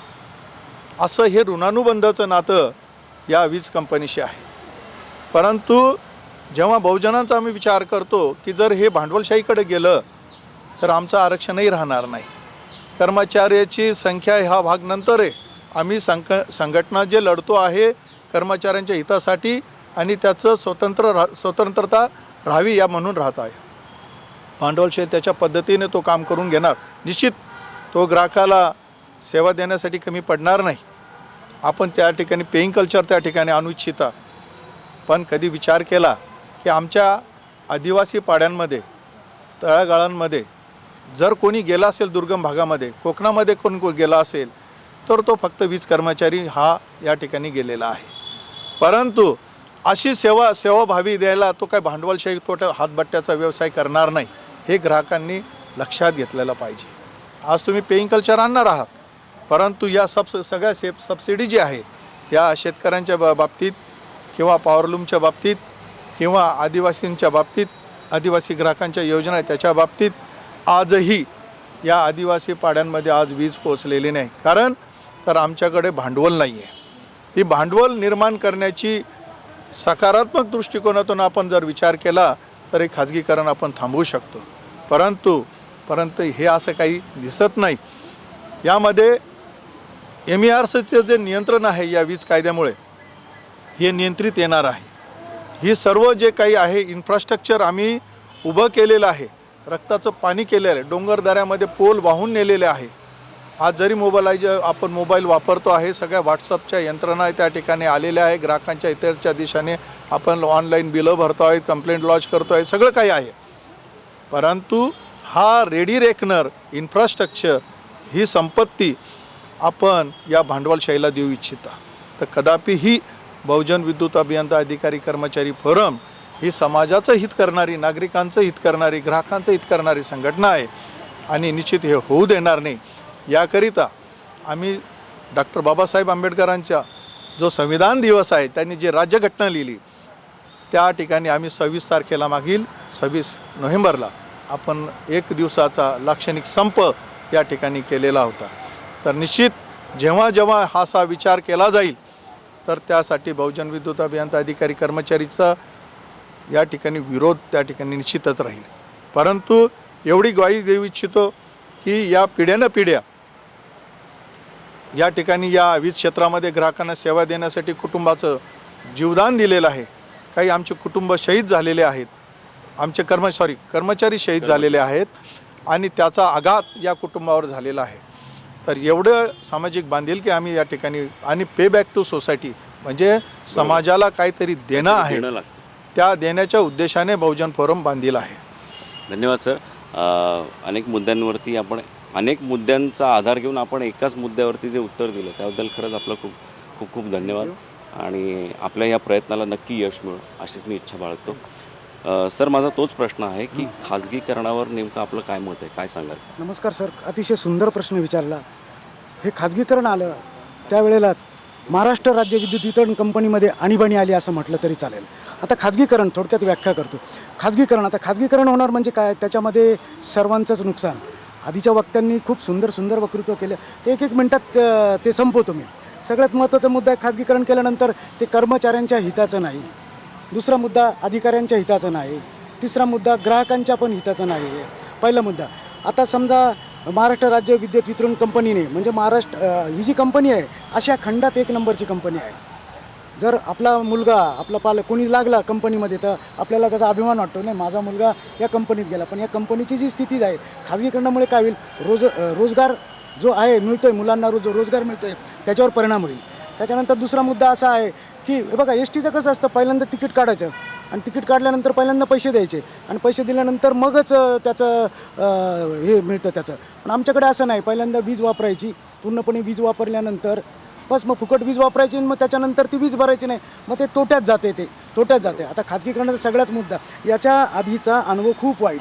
निषेध करतो त्या गोष्टीत, माझ्या संघटनेतर्फे निषेध करतो. याच्या आधी काय झालं, तुमचं औरंगाबाद, नागपूर अशा ठिकाणी काय झालं, औरंगाबाद नागपूरच्या ठिकाणी झालं. त्या कंपन्यांनी काय केलं, कंपन्या ताब्यात घेतल्यानंतर काय केलं, पहिल्यांदा काय केलं, त्याचे भंगार होतं ते बोले कोट्यावधी रुपयाचं भंगार विकलं. सगळ्यात महत्त्वाचं म्हणजे कंपनीचं कोट्यावधी भंगाराचं नुकसान झालं. दुसरं, साहेब तुमचं एक दुकान आहे, ते दुकान तुम्हाला तर मला चालवायला द्यायचं आहे, तुम्ही मला चालवायला दिलं, पण माझी मागची जी उधारी ती गेली ना सर. म्हणजे महाराष्ट्र राज्य विद्युत वितरण कंपनीची मागची उधारी गेली, म्हणजे ते पैसे कंपनीला मिळालेच नाही. मग मी काय म्हणतो, तुमचं टॉपअप बिल, आत्ताचं बिल, बस तेवढंच मला बिल पाहिजे, मला काय मागचं द्यायचं नाही. म्हणजे या सगळ्या गोष्टीचा बोध. आणि त्याच्यानंतर काय झालं, जे कर्मचारी म्हणजे त्याच्यानंतर त्यांचे जे रेट्स राहतील ते सामान्य कर्मचाऱ्यांना परवडणार नाही. कर्मचाऱ्यांनाच काय, ग्राहकांना परवडणार नाही. ग्राहक कसे काय, ग्राहकांना ते परवडणार नाही. जसं आज मुंबईला चाललं आहे का, त्यांना आहे ते बिल ते परवडायला लागतं. आणि महाराष्ट्र राज्य विद्युत वितरण कंपनीच्या कर्मचाऱ्यांनी अंगाखांद्यावर पोल नेऊन पूर्ण सह्याद्रीच्या कड्यावरती काम केलेलं आहे. त्याच्यानंतर खड्डे खोदून पूर्ण म्हणजे हा प्लॅटफॉर्म तयार झालेला आहे आणि या प्लॅटफॉर्मवर आयतंच आपल्याला ते कोणाला तरी द्यायचं आहे. त्याच्यानंतर दुसरा प्रश्न आहे, आत्ताच आपण मुंबईला समुद्रमार्गे केबल टाकून एलिफंटा केवला सप्लाय दिला. म्हणजे काम कोणी केलं, महाराष्ट्र राज्य विद्युत वितरण कंपनीने. आणि एवढे करून ज्या ठिकाणी कंपन्या आल्या आहे त्याचा अनुभव खूप वाईट आहे, तरी हे काय चाललं आहे हे कळतच नाही. आणि त्याच्यानंतर साहेबांनी एका आमच्या सरांनी अतिशय सुंदर मुद्दा, याच्यामध्ये आरक्षणाचा मुद्दा आहे. म्हणजे कर्मचाऱ्यांना प्रमोशन मिळणारच नाही, म्हणजे त्याच्यामध्ये पण भेदभाव केला जाईल. म्हणजे आणि संघटना ही कशासाठी झालेली आहे, कर्मचाऱ्यांच्या ग्राहकाच्या उत्कर्षासाठी. आणि नेमकं त्याच्यामध्ये संघटनेच्या याच्यात अर्थच राहत नाही. म्हणजे आमचे जे मूळ प्रश्न आहे हे बाजूला राहिले आणि हा जो खाजगीकरणाचा प्रश्न आला आहे, या खाजगीकरणाच्या प्रश्नामध्ये आम्ही भरकटत गेलो. मूळ मुद्दे म्हणजे आमचे जे पारंपरिक प्रश्न आहे ते मी आत्ता बोलत नाही सर. जी तो पेन्शनचा प्रश्न आला आहे, तो स्वेच्छानिवृत्तीचा प्रश्न आलेला असेल, तो इतर कामगारांच्या अनेक गोष्टीचा प्रश्न असेल, ते प्रश्न तिकडेच भरकटत गेले. आणि आता हे एक प्रश्न दत्त म्हणून हजर झालेले आहे. त्याच्यानंतर वसुली होणार नाही. आता तुम्हाला मी भाकीत करतो का 2 ते 3 वर्षांनी त्या कंपन्या परत MSCBच्या ताब्यात देतील. त्या ताब्यात दिल्यानंतर मग तो खड्डा कोणी बुजवायचा, कोणी, जसं नागपूरचं झालं, औरंगाबादचं झालं, त्यांनी भंगार विकून टाकलं. त्याच्यानंतर मागची जी उधारी मी जसं सांगितलं, मागचा जो दुकानदार, थोडक्यात म्हणजे ते उदाहरण दिलं, मग त्याला जबाबदार कोण. त्याच्यामुळे खाजगीकरण होऊ नये. मी माझ्या महाराष्ट्र राज्य विद्युत वितरण कंपनी तांत्रिक कामगार युनियन 1701 तर्फे प्रखर त्याला निषेध नोंदवतो. आम्ही कृती समितीच्या माध्यमातून आम्ही सगळे शेवटपर्यंत याचा आम्ही हा लढा देणार. आम्ही निश्चितच त्याच्यामध्ये विजय होऊ आणि खाजगीकरणाचा हा जो डाव चाललेला आहे हा आम्ही डाव निश्चितच पाडू आणि याच्यामध्ये आम्ही जे खाजगीकरणाचं आहे त्याच्यात आम्ही त्यांना सक्सेस होऊ देणार नाही, ही माझ्या संघटनेतर्फे मी ग्वाही देतो. धन्यवाद सर. आपल्या या लढ्याला खरंच आमच्याकडून सुद्धा खूप खूप शुभेच्छा. तर मित्रांनो, आपण पाहिलं की महाराष्ट्र राज्य विद्युत मंडळाचे प्रश्न किती आहे. गेल्या काही दिवसांमध्ये आपण फक्त आरोप प्रत्यारोप करत होतो, मात्र त्यांच्या अडचणी, त्यांच्या समस्या आणि त्यांची नेमकी भूमिका आज आम्ही जागर जनस्थानच्या माध्यमातून आपल्यापर्यंत मांडण्याचा प्रयत्न केला. मग तो मुद्दा खाजगीकरणाचा असो किंवा तो मुद्दा कामगारांचा असो किंवा तो मुद्दा अधिकाऱ्यांचा असो. मात्र ह्या सगळ्या चर्चेमधनं काही गोष्टी अशाच लक्षात येत आहे की हे सगळे पदाधिकारी असतील, हे सगळे कार्यकर्ते असतील, हे लोकांसाठी अविरत प्रयत्न करताय, त्यांच्यासाठी ती सेवा पुरवण्याचा प्रयत्न करताय. त्यांचा ध्यास चांगला आहे, आपल्या प्रत्येकाच्या घरात वीज पोहोचली पाहिजे हा त्यांचा प्रश्न आहे. अनेक त्यांना समस्या आहे, जसं भांडवलाची कमतरता आहे किंवा आणि सरकारकडून जे काही येणं आहे ते अजून त्यांचं पूर्ण होत नाही. मात्र त्यांचा विचार हा सकारात्मक आहे. हेच आजच्या चर्चेतनं आम्हाला आपल्यापर्यंत पोहोचवायचं होतं आणि ते पोहोचवण्यात आम्हाला यश मिळालं अशी आम्ही आशा करतो. असेच वेगवेगळे मान्यवर आम्ही जागर जनस्थान जागर कट्ट्यावर आम्ही आमंत्रित करत राहणार आहोत. ही आपली खुली चर्चा आहे, हा कट्टा आपला खुला कट्टा आहे. त्यामुळे विविध मान्यवर यापुढेही आम्ही बोलवत राहणार आहोत. तोपर्यंत आपण पाहत राहा जागर जनस्थान जागर कट्टा. धन्यवाद. नमस्कार. जागर जनस्थानच्या जागर कट्ट्यावर मी सुनील शिंदे आपलं स्वागत करतो. मित्रांनो, जागर कट्ट्यावर आपण विविध मान्यवरांना इथे आमंत्रित करत असतो. त्यांचा संघर्षमय प्रवास आपण तुमच्यापर्यंत पोहोचवत असतो, जेणेकरून त्याची प्रेरणा तुम्हाला मिळेल आणि त्यातनं तुम्हाला नक्कीच एक पॉझिटिव्ह संदेश मिळेल हा आमचा उद्देश असतो. मित्रांनो, आजची जी आमची मान्यवर आहे त्यांचं मुळात कामच हे शेतीविषयक आहे. ते स्वतः एक उद्योजक आहे आणि पाचोरा तालुक्यातील एक मोठं असं शेतीचं विश्व त्यांनी आज निर्माण केलेलं आहे. निर्मल सीड्स अँड प्रायव्हेट लिमिटेडचे सर्वेसर्वा DR देशमुख यांना आज आपण जागर कट्ट्यावर आमंत्रित केलेलं आहे. विविध मुद्द्यांवर आपण आज त्यांच्याशी चर्चा करणार आहोत. मात्र तत्पूर्वी त्यांचं आधी आपण स्वागत करूया. देशमुख साहेब, जागर कट्ट्यावर आपलं हार्दिक स्वागत. देशमुख साहेब, ही सगळी तयारी चालू होती त्यावेळेस आपली ज्यावेळेस चर्चा झाली त्यावेळेला कळालं की मुळात सीड्स आणि शेतीविषयक हा जो काही आवाका आहे, हा जो काही बिझनेस आहे, हा खूप मोठ्या स्तरावरती आज भारतामध्ये चालू आहे, गेल्या अनेक काळापासून चालू आहे. मात्र नेमकी आपली या धंद्याविषयीची सुरुवात, या उद्योगाची सुरुवात नेमकी कशी झाली, तो प्रवास आमच्या प्रेक्षकांना ऐकायला नक्की आवडेल. चालेल, निश्चित सांगतोय. कसं आहे, आम्ही 4 मित्र एकत्र आलो. एक माझे मित्र R.O. पाटील, जे पाचोऱ्याचे माजी आमदार होते. त्याच्यानंतर डॉक्टर सुरेश पाटील, नंतर S.K. पाटील म्हणून होते आणि मी स्वतः. आम्ही असे चौघांनी मिळून 9 जून 86ला Tapi Narmada agro development corporation अशी प्रायव्हेट एक ही साधारणतः पार्टनरशिप फर्म चालू केली. मग ह्या पार्टनरशिप फर्ममध्ये आम्ही वेगवेगळ्या प्रकारचं बीज उत्पादन करायचं असं ठरवलं होतं. पण सुरुवात कशी करायची, त्या दिवशी 9 जून 86ला आम्ही जेव्हा एकत्र बसलो तर म्हटले बा आता तुझ्या खिशात किती पैसे आहेत ते आपले पार्टनरशिप फर्म हे राहील, फंड्स राहतील, तर प्रत्येकाने तितके पैसे टाकायचे. मग मी आपले सर्व खिशातून बघितलं, माझ्याजवळ 8,000 रुपये निघाले. मग 8,000 रुपये आम्ही प्रत्येकी चौघांनी आम्ही 8,000 रुपये टाकले आणि 8,000 म्हणजे 32,000 रुपयामध्ये आम्ही Tapi Narmada agro development corporation ह्या पार्टनरशिप फर्मची स्थापना केली, सुरुवात केली. हां, मग सुरुवात कशी करायची, तेव्हा म्हटलं वा आता कोणत्या बियाण्याला डिमांड आहे, तर म्हणले भेंडीचं बियाणं चांगलं राहील. मग भेंडी कोणती, तर म्हणे परभणी क्रांती भेंडी. मग परभणी क्रांती भेंडीचं बियाणं म्हटलं मग परभणीला जाऊन सदर ब्रीडरकडनं जर आणलं तर चांगलं राहील. म्हणून मी स्वतः डॉक्टर नेरकर साहेब त्यावेळेस ब्रीडर होते, जे आपल्या महात्मा फुले कृषी विद्यापीठाचे माजी कुलगुरू होऊन गेले, व्हाईस चान्सलर. तर त्यांना रिक्वेस्ट केली आणि त्यानुसार त्यांनी मला एक 18 किलो बी एका शेतकऱ्याकडे आहे म्हणले, ते बी देतो, पण ते 100 रुपये किलोनं भाव मिळून त्यांनी सांगितलं. म्हटलं ठीक आहे. मी 1,800 रुपये त्यातून त्यांना दिले आणि ते बी शेतकऱ्यानं मला आणून दिलं. मग ते बियाणं आम्ही इथे S.K. पाटील म्हणून आमचे मित्र, ते पार्टनरच आमचे, त्यांच्या शेतावर पेरलं. ते पेरल्यानंतर मग दररोज आपण तिथे जाऊन करायचं काय, बियाणं तो उगवणार आहे, ते येणार आहे, नंतर बी त्याचं तयार होणार आहे, हा बराच वेळ जाणार आहे. मग त्या वेळेपर्यंत आपण काय करायचं, म्हणून आम्ही चौघं एकत्र बसायचो संध्याकाळी.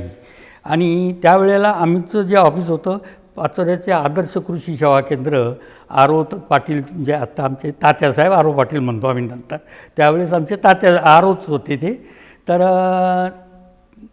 त्यांच्या दुकानात आम्ही बसत असो आणि तिथं बसून मग आम्ही एक पार्टनरशिप फर्मचा एक हे तयार केला की ज्याला आपण बँकेला द्यावा लागतो रिपोर्ट, तशा पद्धतीनं आम्ही एक बजेट तयार करून त्याचा एक प्रोजेक्ट रिपोर्ट तयार केला आणि तो प्रोजेक्ट रिपोर्टनुसार आम्ही ते करण्याचं ठरवलं की व्हेजिटेबलचा एक केला आणि व्हेजिटेबल सीडचा आणि एक फ्लावर सीडचा, असे 2 प्रोजेक्ट रिपोर्ट तयार केले. त्याच्यात आमचे डॉक्टर टी पाटील म्हणूनही आम्हाला त्यांचे सहकार्य जास्त लाभलं. तेच खरे आमचे गुरु हे मार्गदर्शक होते आणि त्यांनी त्या पद्धतीनं आम्हाला योग्य असं मार्गदर्शन त्या काळात केलं होतं. त्याच्यानंतर ज्यावेळेस आम्ही 2 वर्ष त्याच्यात आमचे टाईमपास गेला, एक वर्ष 1988पासून 89पर्यंत, 86ला आम्ही स्थापना केली, 9 जून 86ला स्थापना केली. त्याच्यानंतर 1988मध्ये आम्ही निर्मल सीड्स प्रायव्हेट लिमिटेडची स्थापना केली. पण ती स्थापना करण्याच्या अगोदर ज्यावेळेस आम्ही तापी नर्मदा चालू केली तेव्हा असं ठरवलं की बा आपण आता काहीतरी नुसतं भाजीपाल्याचं बियाणं किंवा फ्लावरचं बियाणं विकण्यापेक्षा आपण अजून काही दुसरं काही करता येईल का, इतर गोष्टी, इतर बियाणं. मग डॉक्टर टी पाटील जे आमचे गुरु होते त्यांनी मला एक सांगितलं, अरे बा तुमचेच रिलेटिव्ह आहेत म्हणले. म्हटलं कोण? तर म्हणे बा MR देशमुख, यांची अतुल सीड कंपनी आहे याला अमरावतीला, तर त्यांच्याकडनं तुम्ही ते घेऊ शकतात. म्हटलं ठीक आहे, काही हरकत नाही. मग त्यांच्याकडे गेलो. म्हटलं बा मला बाजरीचं बियाणं पाहिजे, BK 560, त्यावेळेसची पिरियड व्हरायटी होती, ती नोटिफाईड व्हरायटी होती. मग BK 560 आम्ही एक ट्रकचं बियाणं मी तिकडनं त्यांच्याकडनं उधार घेतलं. उधार मी असं सांगितलं की बा आम्ही विकल्यानंतर पैसे देऊ, आमच्याकडे आता पैसे नाही आहेत. तर म्हटले वा ठीक आहे, तुम्ही जर तसं म्हणत असाल तर हरकत नाही, पण कशात नेणार, कसं पॅक करणार? म्हटलं मला काही त्यातलं काही हे नाही.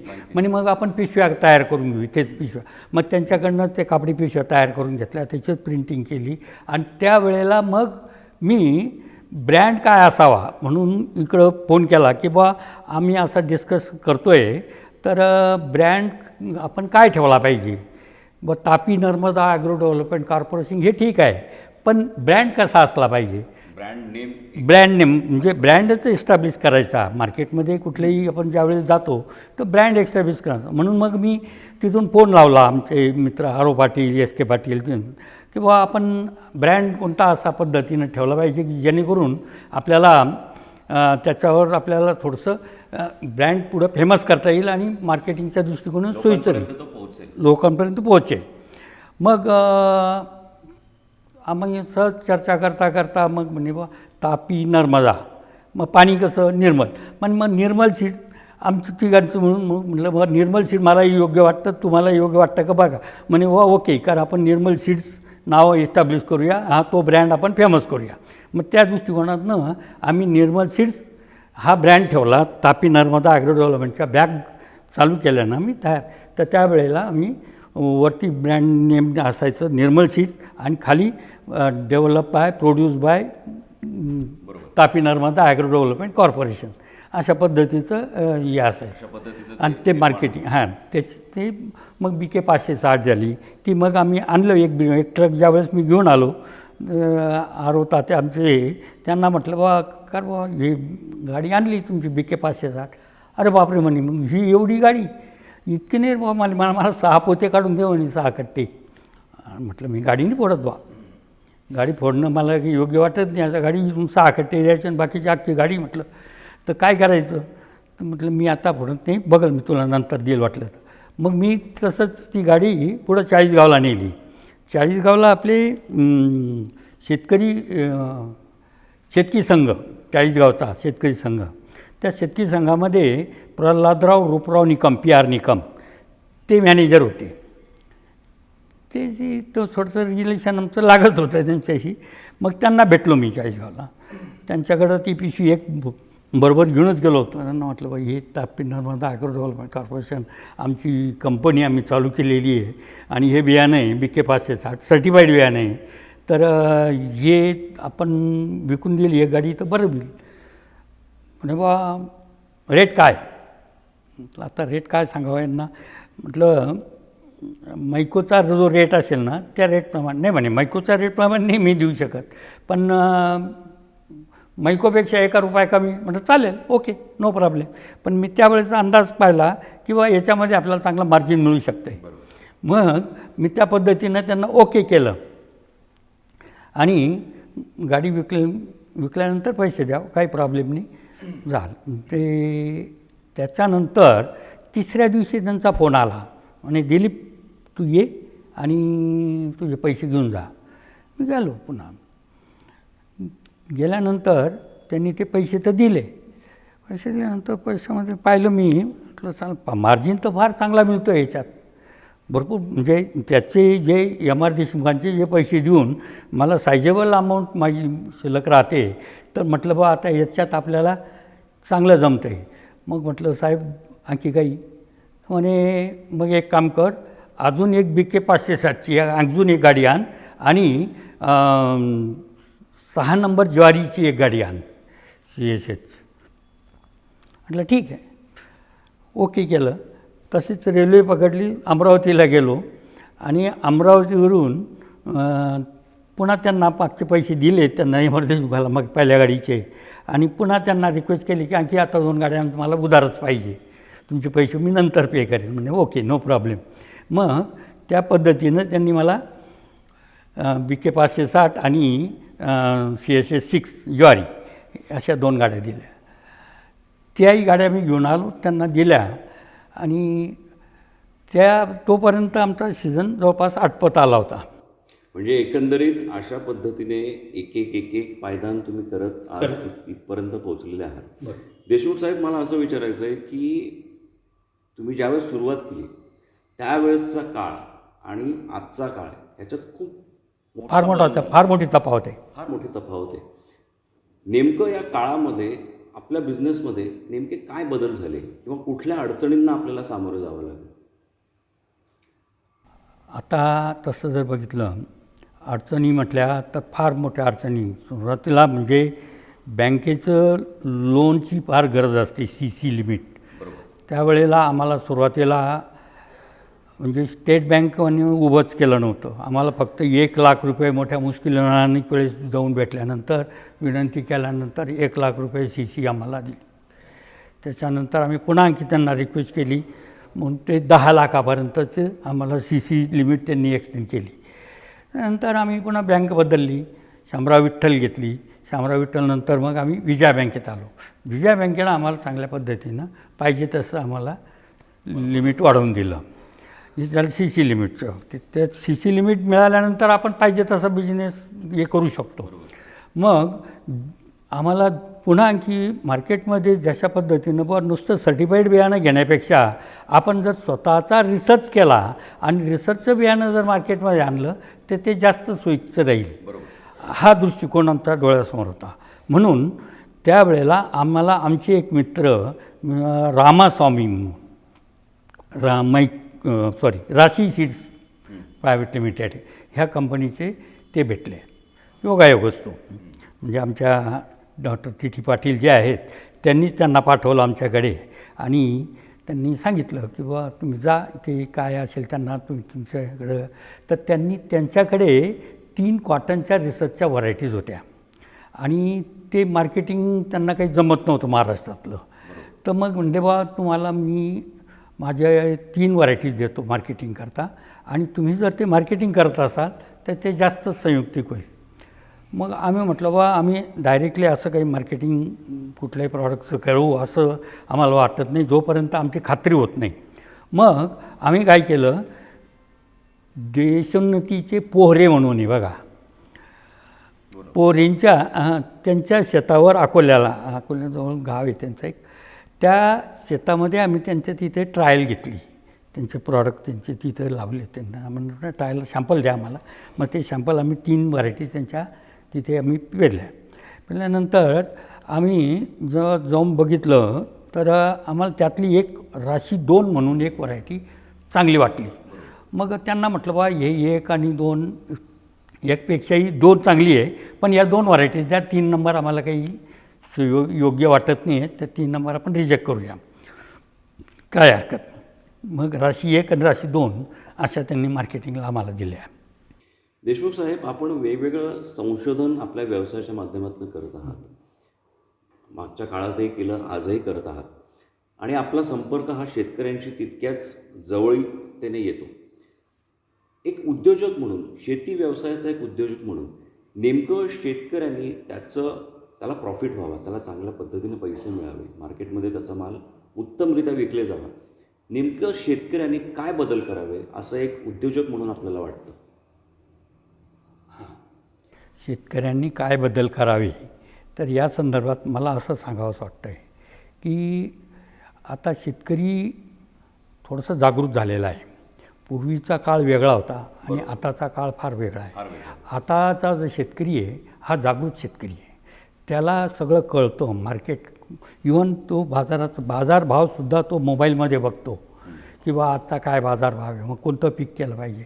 किंवा एखाद्या वेळेस काय असतं, मार्केटमध्ये जर भाव वाढले तर तो असा गृहीत धरतो की बा ह्या वर्षी भाव वाढले म्हणजे पुढच्या वर्षी कदाचित याला डिमांड राहू शकतो, अनेक शेतकरी पेरणार नाहीत, म्हणून त्या पद्धतीनं त्याचं ते प्लॅनिंग करतो तो की बा पुढच्या वर्षी मला कशा पद्धतीनं मार्केटमध्ये गेलं, आपलं काय शेतामध्ये पेरलं पाहिजे जेणेकरून मला मार्केटमध्ये चांगला भाव मिळेल. मग तो शेतकरी आता हा एक त्याचा अभ्यास झाला, तात्पुरता अभ्यास, म्हणजे वरच्यावर केलेला.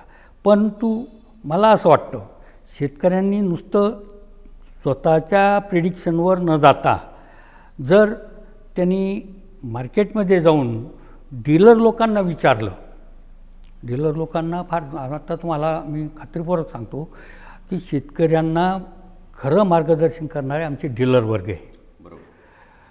आम्ही तर डायरेक्टली काही हे करू शकत नाही, परंतु आम्ही ज्यावेळेस सीड प्रोडक्शन प्रोग्राम देत असतो शेतकऱ्यांच्या शेतावर, आता आमचे अनेक रिसर्च आहेत, आमचे अनेक रिसर्च आम्ही वेगवेगळे प्रॉडक्ट मार्केटमध्ये आणलेले आहेत. तर त्यांनी आणखी शेतकऱ्यांनी डीलरकडे गेलं पाहिजे. वेगवेगळ्या ज्या सीड्स कंपन्या आहेत त्यांच्याकडच्या रिसर्च कंपनीच्या त्यांचे रिसर्च पाहायला गेलं पाहिजे. त्यांना आम्ही बोलवत असतो, वेळोवेळी आम्ही त्यांना मार्गदर्शन करत असतो, या बुवा तुम्ही आमचे R&D बघा. R&Dमध्ये आम्ही रिसर्च वेगवेगळे डेमो लावलेले असतात, खास शेतकऱ्यांना दाखवण्यासाठी. पण शेतकरी तर आम्ही अनेक शेतकऱ्यांना आणतो. मग आमचं काय म्हणणं आहे की आम्हाला प्रत्येक वेळेस आणण्यापेक्षा शेतकरी जागृत होऊन त्यांनी जर प्रत्येक कंपनीला जर व्हिजिट केली आणि त्यांचे रिसर्च जर बघितले, पण प्रत्येक कंपनीला त्याचे रिसर्चचं डेमो ते करत असतात त्यांच्या R&D फार्मवर, तर त्या दृष्टीनं त्यांनी रिसर्च तर बघितलं पाहिजे, डेमॉन्स्ट्रेशन त्यांचे बघितले पाहिजे. आणि त्या डेमॉन्स्ट्रेशननुसार मग आपल्या भागामध्ये ही कंपनी आहे तर मग ह्या कंपनीचा साधारणतः हे प्रॉडक्ट आम्ही असे बघितले आणि त्यातलं मला हे आयटम मला असा आवडला आहे, तर मग त्याने तो नंबर लक्षात ठेवला पाहिजे. आणि ज्यावेळेस मार्केटमध्ये आमचा माल जातो त्यावेळेला त्याने त्याचा डिमांड केला पाहिजे शेतकऱ्याने त्या व्यापाऱ्याकडे. तर व्यापारी वर्ग फार हुशार असतात, व्यापारी वर्गांचं ते योग्य असं मार्गदर्शन करत असतात.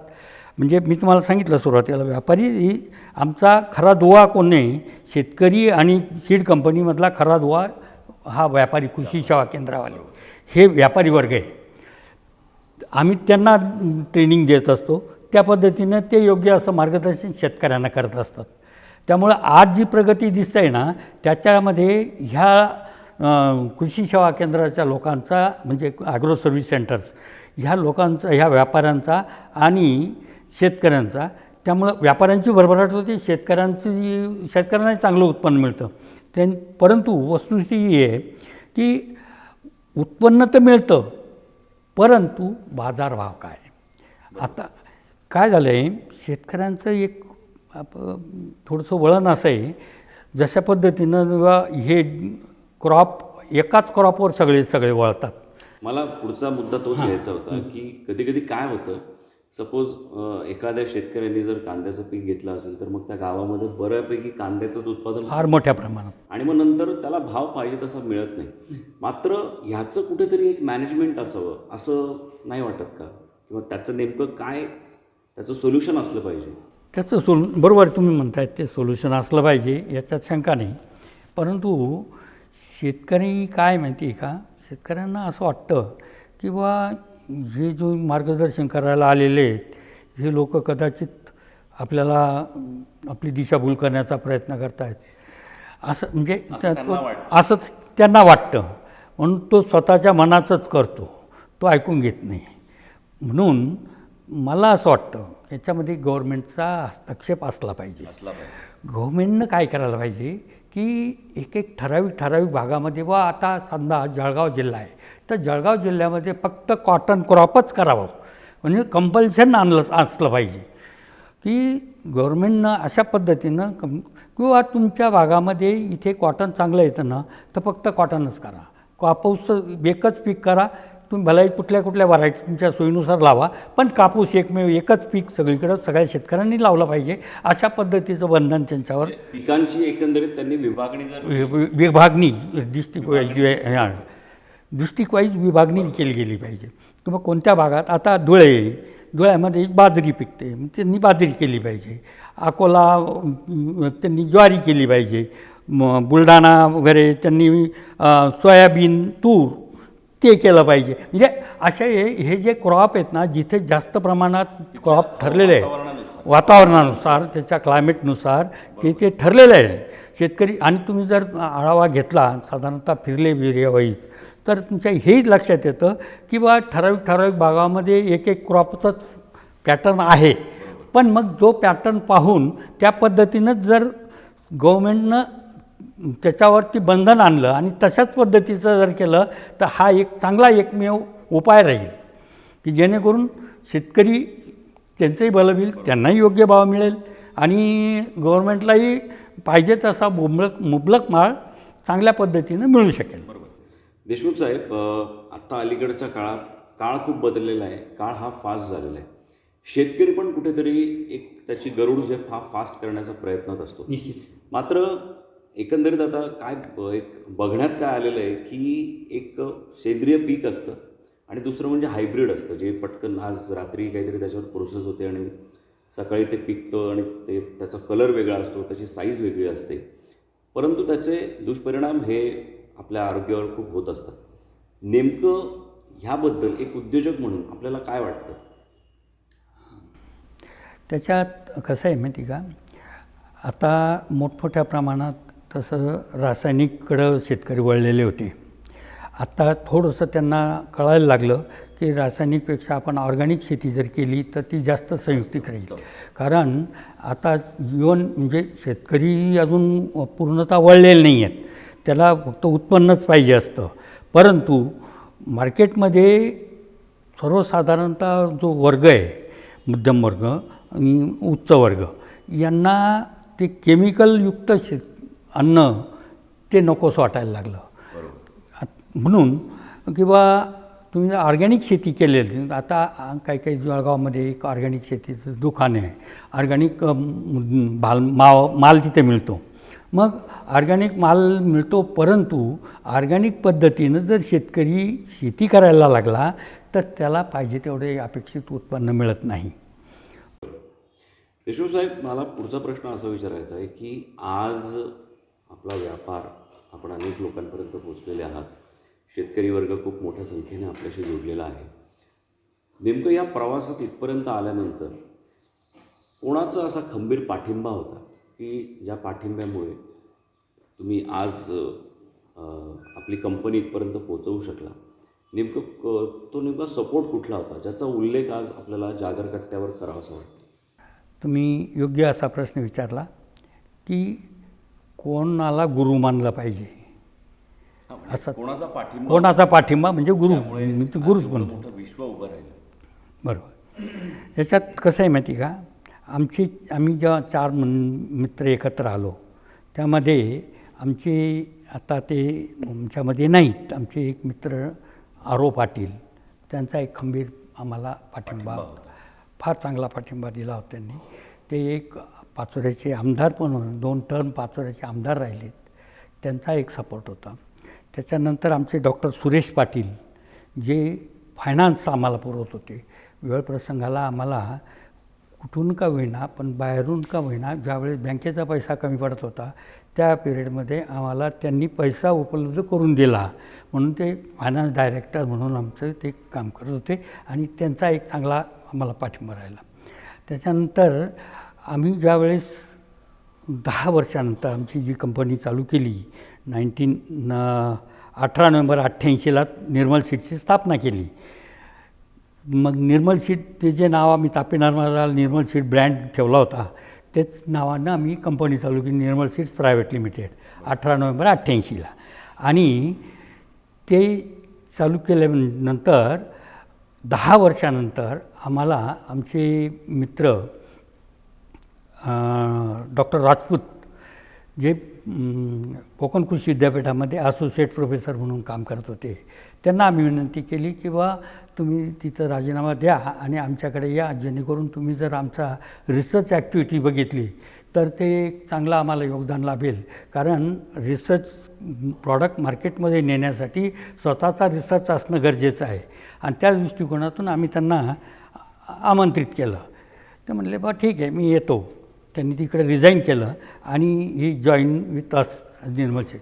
आणि आमचे SK पाटील जे होते ते योगायोगानं म्हणजे दुर्योगानं वारले, ते आमच्यामध्ये नाहीत. त्यामुळं मग आम्ही त्यांना पार्टनर केलं होतं. आमचे चौथे डायरेक्टर आम्ही 4 जे पार्टनर होते निर्मल सीडमध्ये ते 4 डायरेक्टर झाले होते निर्मल सीड्समध्ये. म्हणजे तापी नर्मदामध्ये पार्टनर असलेले 4 निर्मल सीडमध्ये डायरेक्टर झाले. असे आम्ही 4 लोक अगदी सुरुवातीपासून जे 4 होतो ते एकत्र. देशमुख साहेब, तुम्हाला थांबवतो 2 मिनटं. कारण काय आहे की एक प्रश्न मला असा विचारावासा वाटतो की आपण बघतो की अनेक पार्टनरशिपच्या फर्म असतात ज्या उभ्या होतात, नंतर काहीतरी त्यांच्या डिस्प्यूट्स होतात आणि त्यानंतर क्रॅश होतात, त्यांना तेवढं त्या पद्धतीने यश मिळत नाही. आपण 4 लोकांना घेऊन काम केलं, 4 मित्रांना घेऊन काम केलं, नंतर यशाचा मार्ग आपला सुरू होता. नेमकं एकमेकांमध्ये कुठलं अंडरस्टँडिंग ठेवलं होतं, कुठलं बॉन्डिंग होतं ज्यामुळे आज इतकं मोठं विश्व उभं राहिलं? एक्झॅक्टली, चांगला प्रश्न आहे.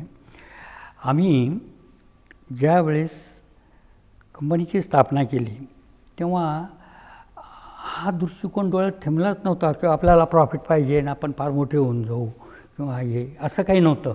प्रॉफिट हवा पण लिमिटेड चालेल आपल्या पद्धतीत नोकरी करण्यापेक्षा आपण जर चांगल्या पद्धतीने आपला स्वतःचा व्यवसाय करून 2 पैसे आपले मिळत राहिले आपण फॅमिली व्यवस्थित हे करू शकतो आणि जेणेकरून शेतकऱ्यांची सेवा होईल. हा एक दृष्टिकोन आमचा कायम डोळ्यासमोर ठेवला होता.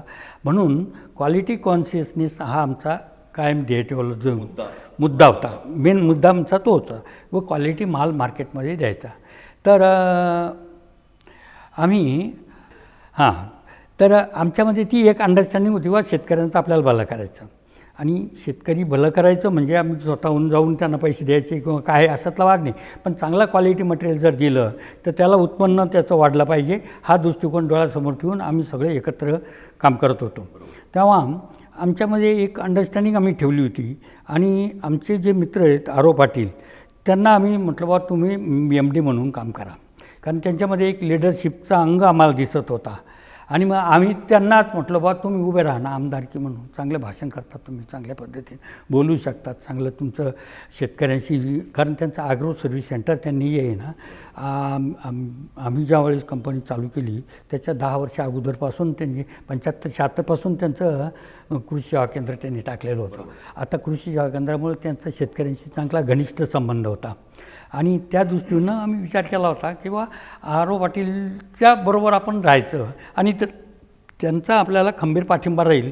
आणि ते एक दृष्टिकोन आम्हाला त्यांच्या नेहमी दिसला की त्यांनी कधीही आम्हाला धोका दिला नाही, देण्याचा सुद्धा प्रयत्न केला नव्हता. म्हणजे इतकी अंडरस्टँडिंग आमच्यामध्ये होती की कोणीही आता गाडी वापरली तरी का गाडी वापरली, एकच गाडी होती सुरुवातीला, पण तो का घेऊन गेला असं काही नाही. आम्हाला तसं वाटतं ठीक आहे त्याचं कामं असेल कंपनीच्या कामासाठीच गेला आहे घेऊन आम्ही तेवढे अंडरस्टँडिंग म्हणजे असे इतके बारकावेसुद्धा आम्ही बारीक बारीक गोष्टीचा कधीही विचार केला नाही. फक्त एकच ध्येय डोळ्यासमोर की आपल्याला ही कंपनी डेव्हलप करायची आणि शेतकऱ्यांचं भलं करायचं. आणि ही अंडरस्टँडिंग आमच्या चौघामध्ये कायम राहिली. म्हणजे आज तुम्ही विचार करा 1986पासून आज 2020 म्हणजे जवळपास तर 33-34 वर्ष होऊन कंपनीची अजूनही आमचे जसे तसे आम्ही 4 पार्टनर आहोत. त्यामध्ये आमचे 2 पार्टनर गेले, एस के पाटील होते ते गेलेत. आरोता त्यांच्या मुलीला आम्ही पार्टनर करून घेतलं, डायरेक्टर करून घेतलं. एस के आबांची मुलगा होता तो कृषी सेवा केंद्र त्यांचं ते म्हणते मग मी आय एम बिझी इयर, मी माझं कृषी सेवा केंद्र चालवतो. त्यामुळं ते त्यांचं कृषी सेवा केंद्र त्यांचं ते त्या पद्धतीनं व्यवस्थित चालवतं. देशमुख साहेब, आपल्या या प्रवासामध्ये आता आपण इतक्या उत्तम पद्धतीने आपला हा यशाचा मार्ग संपन्न केलेला आहे, तो चालू आहे पुढे. आणि हे जे काही उदाहरण तुम्ही आपण आत्ता आमच्या प्रेक्षकांपर्यंत पोहोचवलं की पार्टनरशिप फॉर्म उत्तम पद्धतीने रन होऊ शकते, हे फार कमी बघायला मिळतं. मुळात ह्याच्यामध्ये वाढ झाली पाहिजे तर कुठेतरी महाराष्ट्रात असो किंवा भारतामध्ये एक उद्योजकतेला अजून चांगली प्रेरणा मिळेल. हे फार चांगलं उदाहरण आज आपल्यामार्फत आम्हाला लोकांपर्यंत पोहोचवता आलं. मला पुढचा प्रश्न असा विचारायचा आहे की आज इथपर्यंत ह्या प्रवासापर्यंत आपण आलेला आहात. माणसाचा स्वभाव असा असतो की त्याला तो कधीच परिपूर्ण नसतो. नेहमी त्याला कुठल्या ना कुठल्या गोष्टीची एक अपेक्षा असते. आज आपलं सगळ्या गोष्टी स्थिर स्थावर आहे, सर्व रुलिंग व्यवस्थित पद्धतीने चालू. मात्र तरीही अशी कुठली एखादी गोष्ट आहे ज्यासाठी आजही जी मिळवण्याची आजही आपल्याला धडपड करावीशी वाटते, किंवा एखादं स्वप्न की नेमकं आता अजून काय मिळवण्याची इच्छा आपल्यामध्ये अजूनही आहे? आता तसं बघितलं आणखी काही मिळवावं असं नाही, परंतु कंपनी डेव्हलप करत असताना शेतकऱ्यांना आणखी वेगवेगळे प्रॉडक्ट कसे देता येतील हा एक दृष्टिकोन आम्ही जरूर निश्चित आमच्या डोळ्यासमोर ठेवलेला आहे.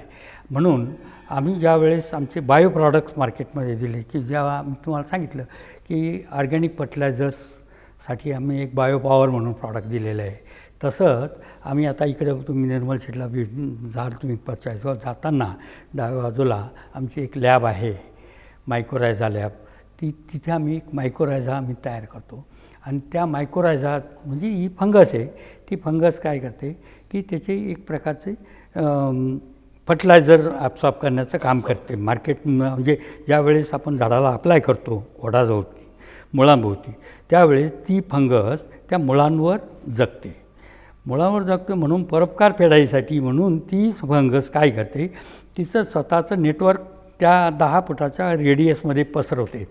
आणि ते पसरवल्यानंतर जे सॉईलमधले न्यूट्रियंट्स आहेत, मायक्रोन्यूट्रियंट्स आहेत, ते सगळे ॲब्सॉर्ब करून ते मुळांना देते, मुळांपर्यंत पोहोचून द्यायचं काम करते पाण्यासह.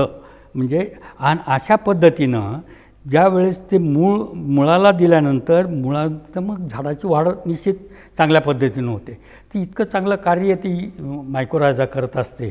म्हणून ती आम्ही आमच्या बायो पॉवर जे आमचं होतं त्याच्यामध्ये आम्ही ती मायक्रोरायझा टाकलेली आहे. आणि दुसरं एक प्रॉडक्ट आम्ही मार्केटमध्ये डायरेक्ट रायझामिकाच म्हणून रायझामिका नावाची दिली मायक्रोरायझा जी आहे, तर रायझामिका म्हणून एक प्रॉडक्ट आम्ही मार्केटमध्ये आणलेलं आहे. म्हणजे जेणेकरून शेतकऱ्यांचं उत्पन्न वाढलं पाहिजे, शेतकऱ्यांना ऑर्गॅनिक मालही जास्त प्रमाणात चांगल्या पद्धतीनं उत्पादित करता आला पाहिजे, हा दृष्टिकोन डोळ्यासमोर ठेवून आम्ही असं वेगवेगळे हे करत असतो वेगवेगळे प्रयोग. आमची रिसर्च अँड डेव्हलपमेंट ॲक्टिव्हिटी आहे. तिथं आमचं इथून जवळपास 10 किलोमीटर अंतरावर आमचा एक फार्म आहे, रिसर्च फार्म. ते डॉक्टर राजपूत साहेब आमचे ते रिसर्च बघत असतात, मी प्रोडक्शन बघत असतो. संपूर्ण आमचं ऑल ओव्हर इंडिया नेटवर्क आहे मार्केटिंगचं, ते आता डॉक्टर सुरेश पाटील आणि आम्ही मार्केटिंग बघत असतो. आता सध्या डॉक्टर सुरेश पाटील मार्केटिंग पाहत आहेत, मी प्रोडक्शन पाहतो आहे, डॉक्टर राजपूत रिसर्च पाहत आहेत. आणि सायमल्टेनियसली अशा पद्धतीनं हे करत असताना दृष्टिकोन आम्ही हा एकच ठेवलेला आहे की शेतकऱ्यांचंच भलं आपल्याला करायचं. आम्ही सुजाम सुफलाम आहोत, व्यवस्थित चाललेलं आहे. एकंदरीत सगळी कामं आपण विभागून घेतलेली आहे आणि ती 100% त्या पद्धतीने चालू आहे. देशमुख साहेब, शेवटचा प्रश्न असा विचारायचा आहे की आजची तरुण पिढी ही कुठेतरी सोशल मीडियाच्या अधीन जाते, ते आपण बघतो आहे. मात्र त्यांनी पुन्हा येऊन शेतीमध्ये इंटरेस्ट घ्यावा, शेतीमध्ये त्यांनी प्रगती करावी, म्हणून आज आपण जागर जनस्थान जागर कट्ट्याच्या माध्यमातून तरुणांना काय आवाहन करणं, त्यांना काय मार्गदर्शन करणं? चांगला प्रश्न आहे. जे आज तरुणांसाठी आता जे तरुण शेतकरी भरपूर मोठ्या प्रमाणात मार्केटमध्ये म्हणजे जगामध्ये आहेत. ग्रामीण भागात शहरी भागातनं पण ह्या गोष्टीकडे त्यांनी वळलं पाहिजे. शहरी भागातल्या लोकांसाठी मी पहिल्यांदा सांगेल की कसं आहे, शहरी भागामध्ये प्रत्येकाच्या घरावर तुम्ही एक ज्याला आपण परस गार्डन म्हणतो, तर तशा पद्धतीने टेरेसवर जर भाजीपाला तयार केला करता येतो. आणि आता आमचे बंधू आहेत, त्यांची नर्सरी आहे, ते भाजीपाल्याची रोपं तयार करतात, अनिल देशमुख म्हणून द्वारका नर्सरी. तर ते तशा पद्धतीच्या अनेक ठिकाणी नर्सरीज आहेत आणि प्रत्येकाला रोपं इझिली तयार रोपं मिळतील. मग ते रोप जर त्यांनी त्या मीडियामध्ये लावलं, वरती शेतात मातीची गरज नाही, त्याला कोणता मीडिया येतो, कोकोपीट. तर त्या कोकोपीटमध्ये त्याला फक्त पाण्याची गरज असते, थोडीशी पाण्याची गरज असते.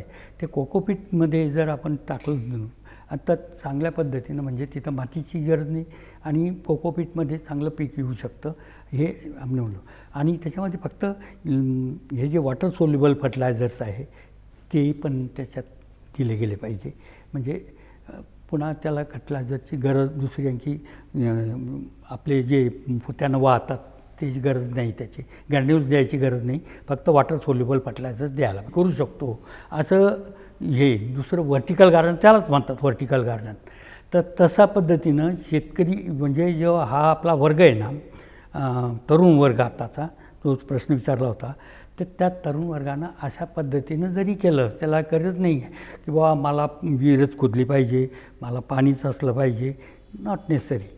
त्याने त्या पद्धतीनं आपलं घरातलं पाणी त्यासाठी ट्यूबवेल बसवून घेतली, तर आपल्या बोअर पंप बसवला, बोअरनं पाणी दिलं तरी त्याचं शेती चांगल्या पद्धतीनं तो करू शकतो. म्हणजे त्या पद्धतीमध्ये बदल पण तो आता काय झालं आहे, तो खर्चिक बाब आहे, त्याला भांडवल लागतं आहे फार मोठ्या प्रमाणात. तसं आता करणं ते शक्य नाही. तो भांडवलासाठी तो विचारा बसलेला आहे. त्याची घरची शेती बरीचशी पडू नये. मग पडीत असलेल्या शेतीमध्ये काय करावं ह्या दृष्टीनं थोडंसं विचार जर केला तर आता आम्ही तुम्हाला सांगतो की उडीद, मूग, तूर आज गव्हर्नमेंटनं चांगले भाव दिलेले आहेत, MSP चांगली ठेवलेली आहे. मग त्या पडीत म्हणजे त्याची जी शेती आहे, कोरडवाहू शेती म्हणतो आपण त्याला, त्या कोरडवाहू शेतीमध्ये उडीद, मूग, तूर हे असे जरी पिकं त्यांनी घेतले, सोयाबीन, तरी त्याला चांगल्या तरीसुद्धा त्यांना चांगलं उत्पादन मिळू शकतं. देशमुख साहेब, खूप वेगवेगळ्या मुद्द्यांवर आज आपण चर्चा केली आणि चांगले त्यातनं आम्हाला आपले विचार आमच्या प्रेक्षकांपर्यंत पोहोचवता आले. आणि आज आपण आम्हाला इतका अमूल्य वेळ दिला त्याबद्दल जागर जनस्थान जागर कट्ट्याकडून मी आपले खूप खूप खूप धन्यवाद मानतो. आपल्याला ईश्वर खूप यश देव आणि आपली जी फर्म आहे तिच्यामध्ये पण चांगलं यश मिळो हीच आज आमच्या जागर टीमकडून आपल्याला सदिच्छा भेट.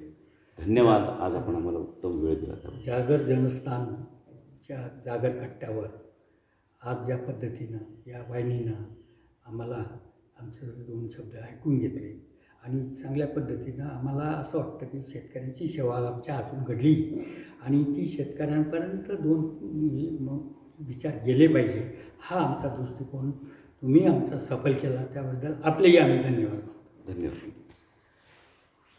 तर मित्रांनो, हे होते देशमुख साहेब, ज्यांनी एकत्रित पद्धतीने येऊन आपला बिझनेस सुरू केला. शेतीविषयक आज त्यांनी उत्तम पद्धतीने कार्य केलं. त्यांचं मार्गदर्शन आपणा सगळ्यांना खरंच खूप मोलाचं असणार आहे. विविध मान्यवरांना आम्ही इथे आमंत्रित करणारच आहोत. मात्र आपण पाहत राहा जागर जनस्थान जागर कट्टा. धन्यवाद. या बातमीसोबतच न्यूज बुलेटिनमध्ये वेळ झाली तेच थांबण्याची. मात्र आपण कुठे जाऊ नका, पाहत रहा जागर जनस्थान, सामान्यांच्या हक्काचं विचारपीठ.